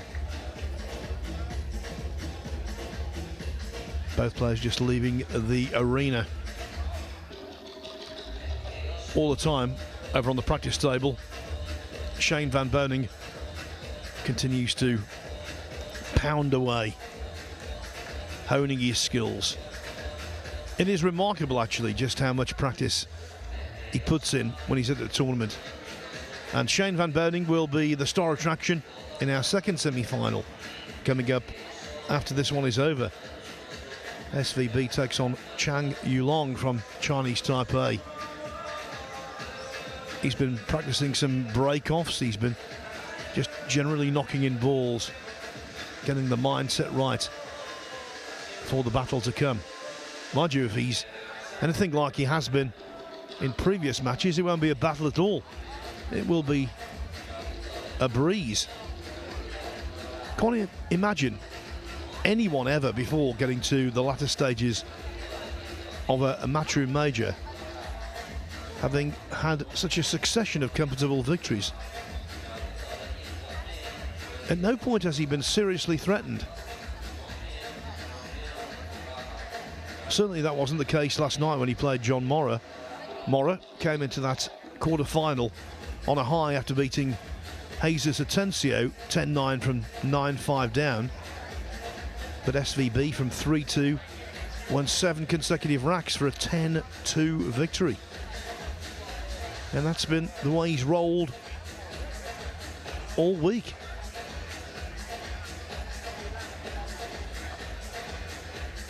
In the last 64, he beat Masato Yoshioka, the Japanese World Cup player, 10-1. Last 32, Elliot Sanderson provided certain resistance, but SVB was always in command and won 10-5 in the end. Then in the last 16, he beat Marvin Assis, the last standing Filipino, 10-4. And we talked about his quarter-final win over John Morra, 10-2. Before that, in his 3 matches before single elimination, he was also a dominant figure. But that doesn't mean to say he's not going to continue practicing, because he knows getting to the semi-finals, that doesn't mean the job is done, far from it. He also knows that Chang Yulong is playing some really good pool himself. Yesterday, in the quarterfinals, the 43-year-old from Chinese Taipei beat Emil Gangflo 10-1. That was after beating David Al-Kaidi 10-2 in the last 16. So just a reminder with the players out of the arena of the World Nineball Tour schedule. These are the major events on the schedule. Next on the pipeline, US Open in Atlantic City. September is quiet, but then October is very busy indeed, with 3 virtually back-to-back tournaments: the Hanoi Open, the Reyes Cup, and the Philippines Open. And like all sports who crave a big finish to their season, well, pool's got one, the Mosconi Cup. In terms of atmosphere, in terms of crowd numbers, in terms of profile, nothing tops that. It is Europe against the USA, with Europe proudly defending the cup, named after the great man Willie Mosconi.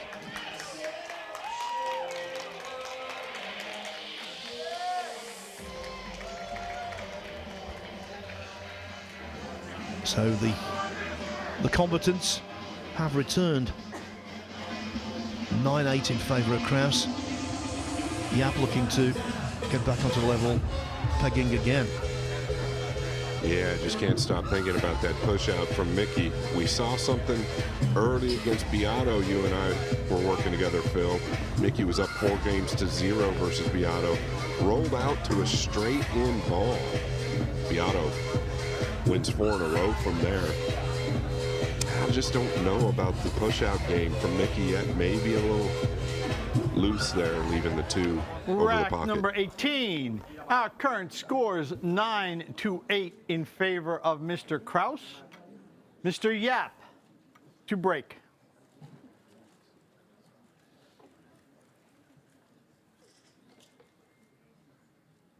Let's see if he draws the cue ball just a bit more.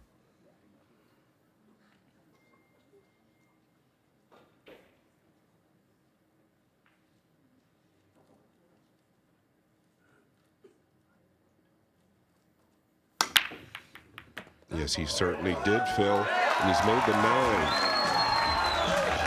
I was a little early. Do you remember when I said he's won a tournament called the Golden Break Open? Well, there it goes. Did not touch the sides. What a way to achieve parity again. This scoreboard is something else. It was 1-1, 2-2, 3-3, 5-5, 7-7, and now 9-9. A best of three. Cutthroat pool coming up. Yeah, oftentimes they're zigging and zagging, drawing the cue ball under the 9 and then back over the 9, but the results so far in this match haven't been great doing that. So I felt like each player's recognized this. They both are getting into the cue ball a bit more, and there you have it. We see that 9 ball in the break like that quite a bit.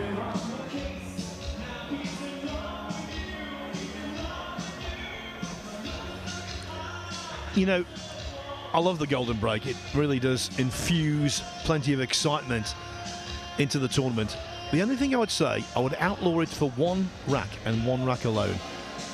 If it went hill-hill in the final. I couldn't agree more. I think it would be exciting for the fans, but heartbreaking for the opposition. Rack number 19. We're currently tied at 9 games apiece. Mr. Yapp to break. He would love a repeat.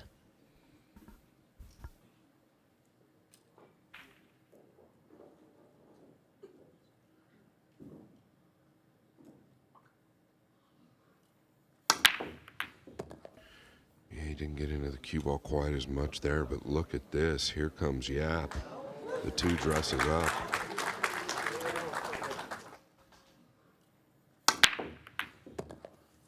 Yeah, maybe even a bit thin, but the 9 didn't move at all, so this is good. And if the 5 passes the 7 in the lower left, then this is trouble for Krause. I believe it does, actually. Plays in either side, talking about the purple 5.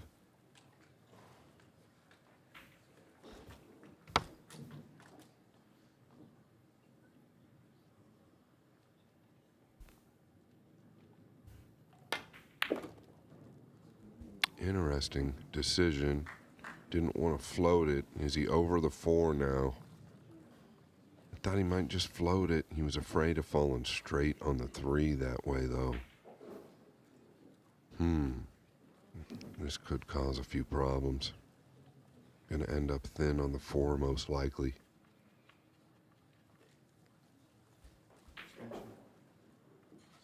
Extension, please. Yeah, I guess not just thin on the 4, Phil, but he's gonna be thrilled to get the 3 down. Yeah, just what I was thinking. The pot in itself is no bargain.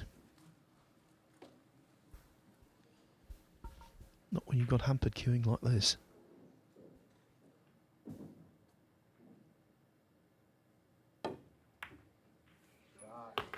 Very nicely done. As cool as the proverbial cucumber. Yeah, and that all has to do with his takeaway and delivery.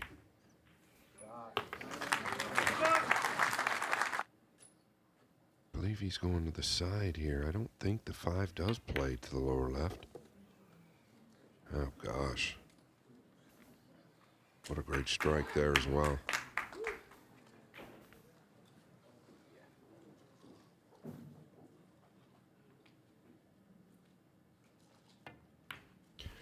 We can look back at this, Phil, and I'm not calling it too early, but the rollout to the jump shot on the 2 when the 2 was hovering over the top left corner, Mickey has not been back to the table since. Yes, and it's not coming from hindsight with Scott. He articulated concerns about that choice as soon as it was made.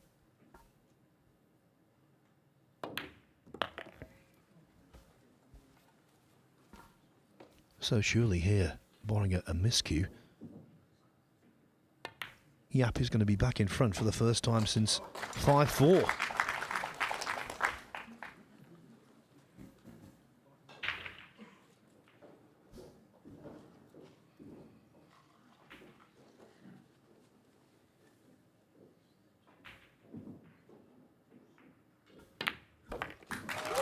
A couple of four-letter words spring to mind. Yapp and Hill. Thank you.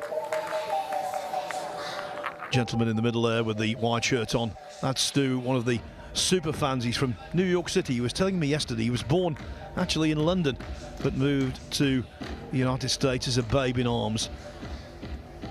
He provides a lot of really good posts on the AZ Billiards website forum. Very knowledgeable. He loves his pool and he will be loving this match. He actually said to me yesterday he thought the Atencio Mora match was one of the best he'd ever seen, and he's seen plenty. No, he sure has. He's been around a long time, Stu. Great guy from New York, good friend of mine. There's a look at Emily Frazier, the CEO of Matchroom Multisport. Just right. Aloysius Yapp, who has put it together here towards the end. They say it's not how you start, it's how you finish. Or he would like to finish it off without Krause getting to the table.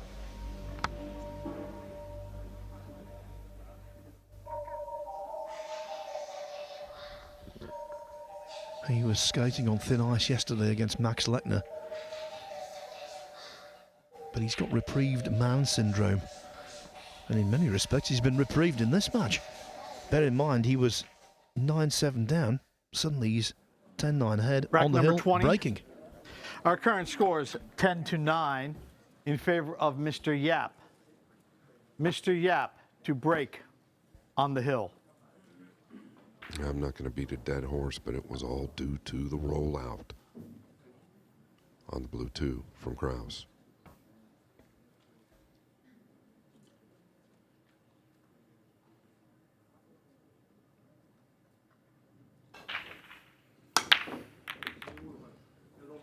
Oh, lucky here. Does he get clear? He is not. But the problem is, push out really no better than what he's got here. He can jump at this.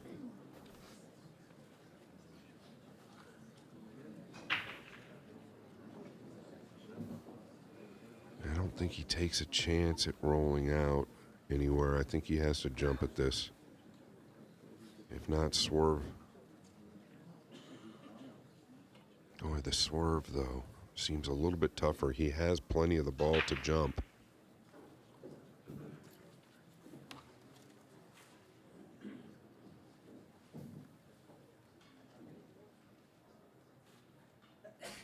That's what he's going to.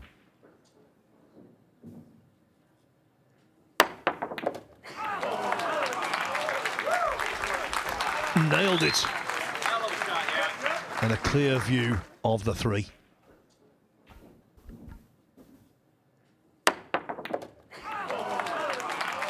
He's so good when he has to be, this guy.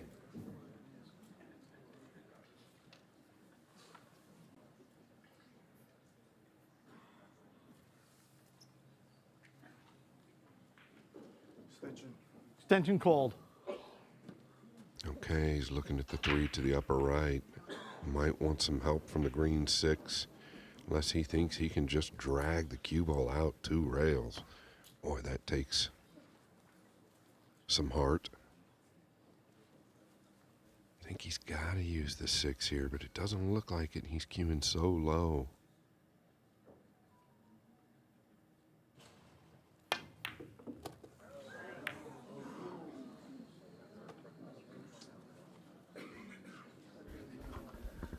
So often affixing the final piece in the jigsaw proves problematic.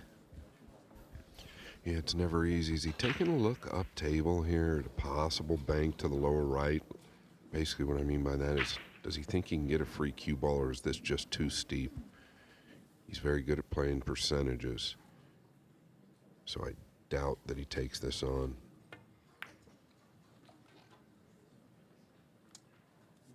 All right, Mickey gonna get a look. Come on, Mickey. It's not a good one, but it's a look.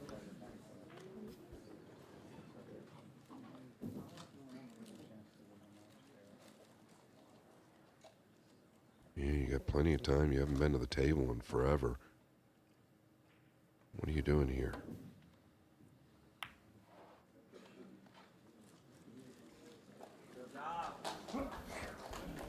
Separation, but no hook. Yeah, maybe a bit antsy. Tends to happen when you've been in your chair for a minute.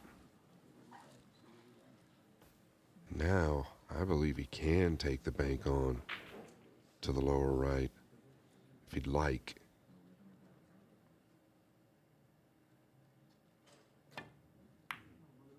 Percentages again. That needs to carry. Mickey gonna have another opportunity at the pink. I'm a little surprised this time he didn't play the 4 to the lower right. If you miss it short, you're gonna be in the same position anyway. Give yourself a chance to win the match if you're Yapp.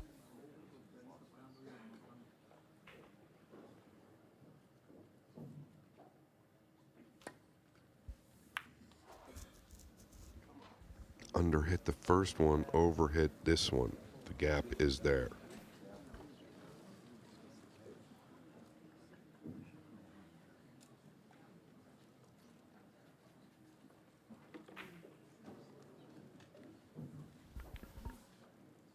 Shane Van Boening must be anticipating that the end is nigh.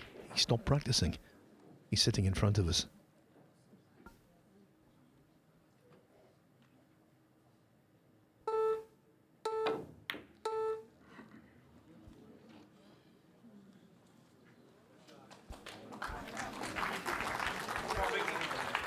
Yeah, he's just got him covered there.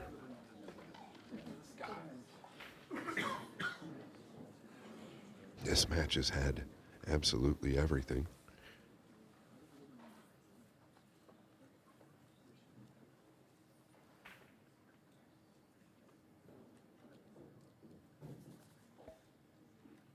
Now he's caught a kiss. Did it help or hurt? I don't think it really hurt. Distance is okay. It's a big call, this, because the pressure is intense. But with his dependable technique, you'd fancy Yapp to knock this in. Yeah, I second that, Phil. This is really where he shines.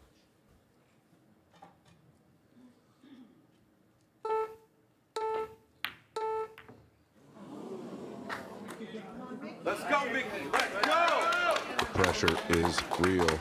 Did he leave anything worthwhile here?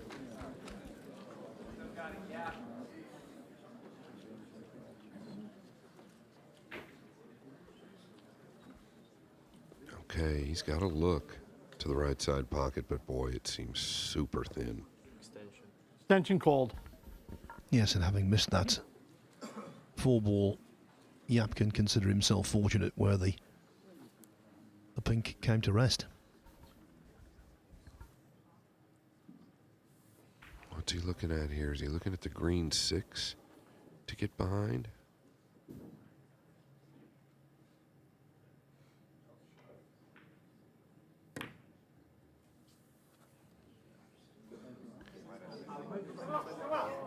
Yes, Mickey. Yeah, he didn't get there. What a great effort.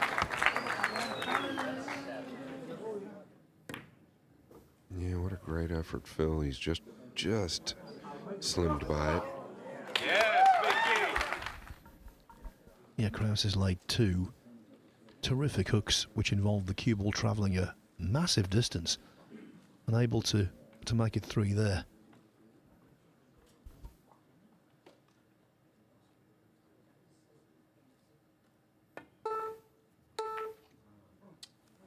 Yeah, both players feeling the heat.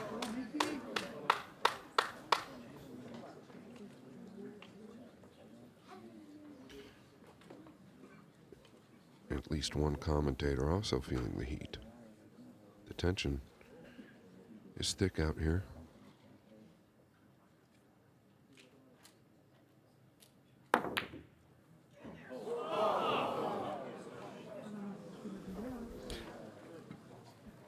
The bank just didn't work into the far jaw, the margins between disappointment and elation.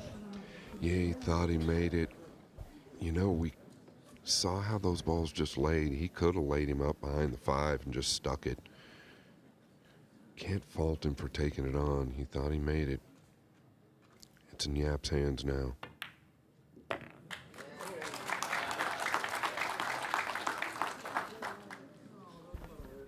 But this is the point where nothing is easy. Nothing. Anything can be missed. Ask Max Lechner. Yeah, very well said. Just wants an angle here. He's got it. It's really all about this shot now. Everything else is good.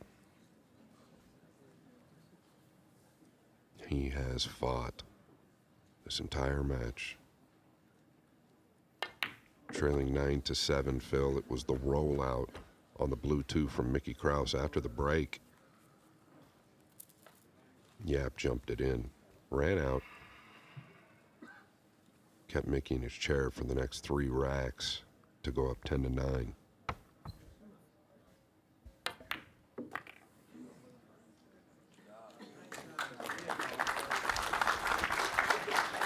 It appears as though last year's European Open champion will not be this year's Florida Open kingpin.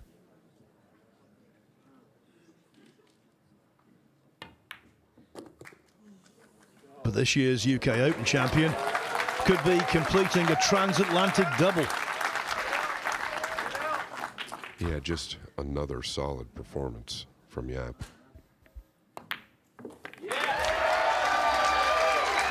Unlike Mickey Mouse, it's no Magic Kingdom Orlando for Mickey Krause.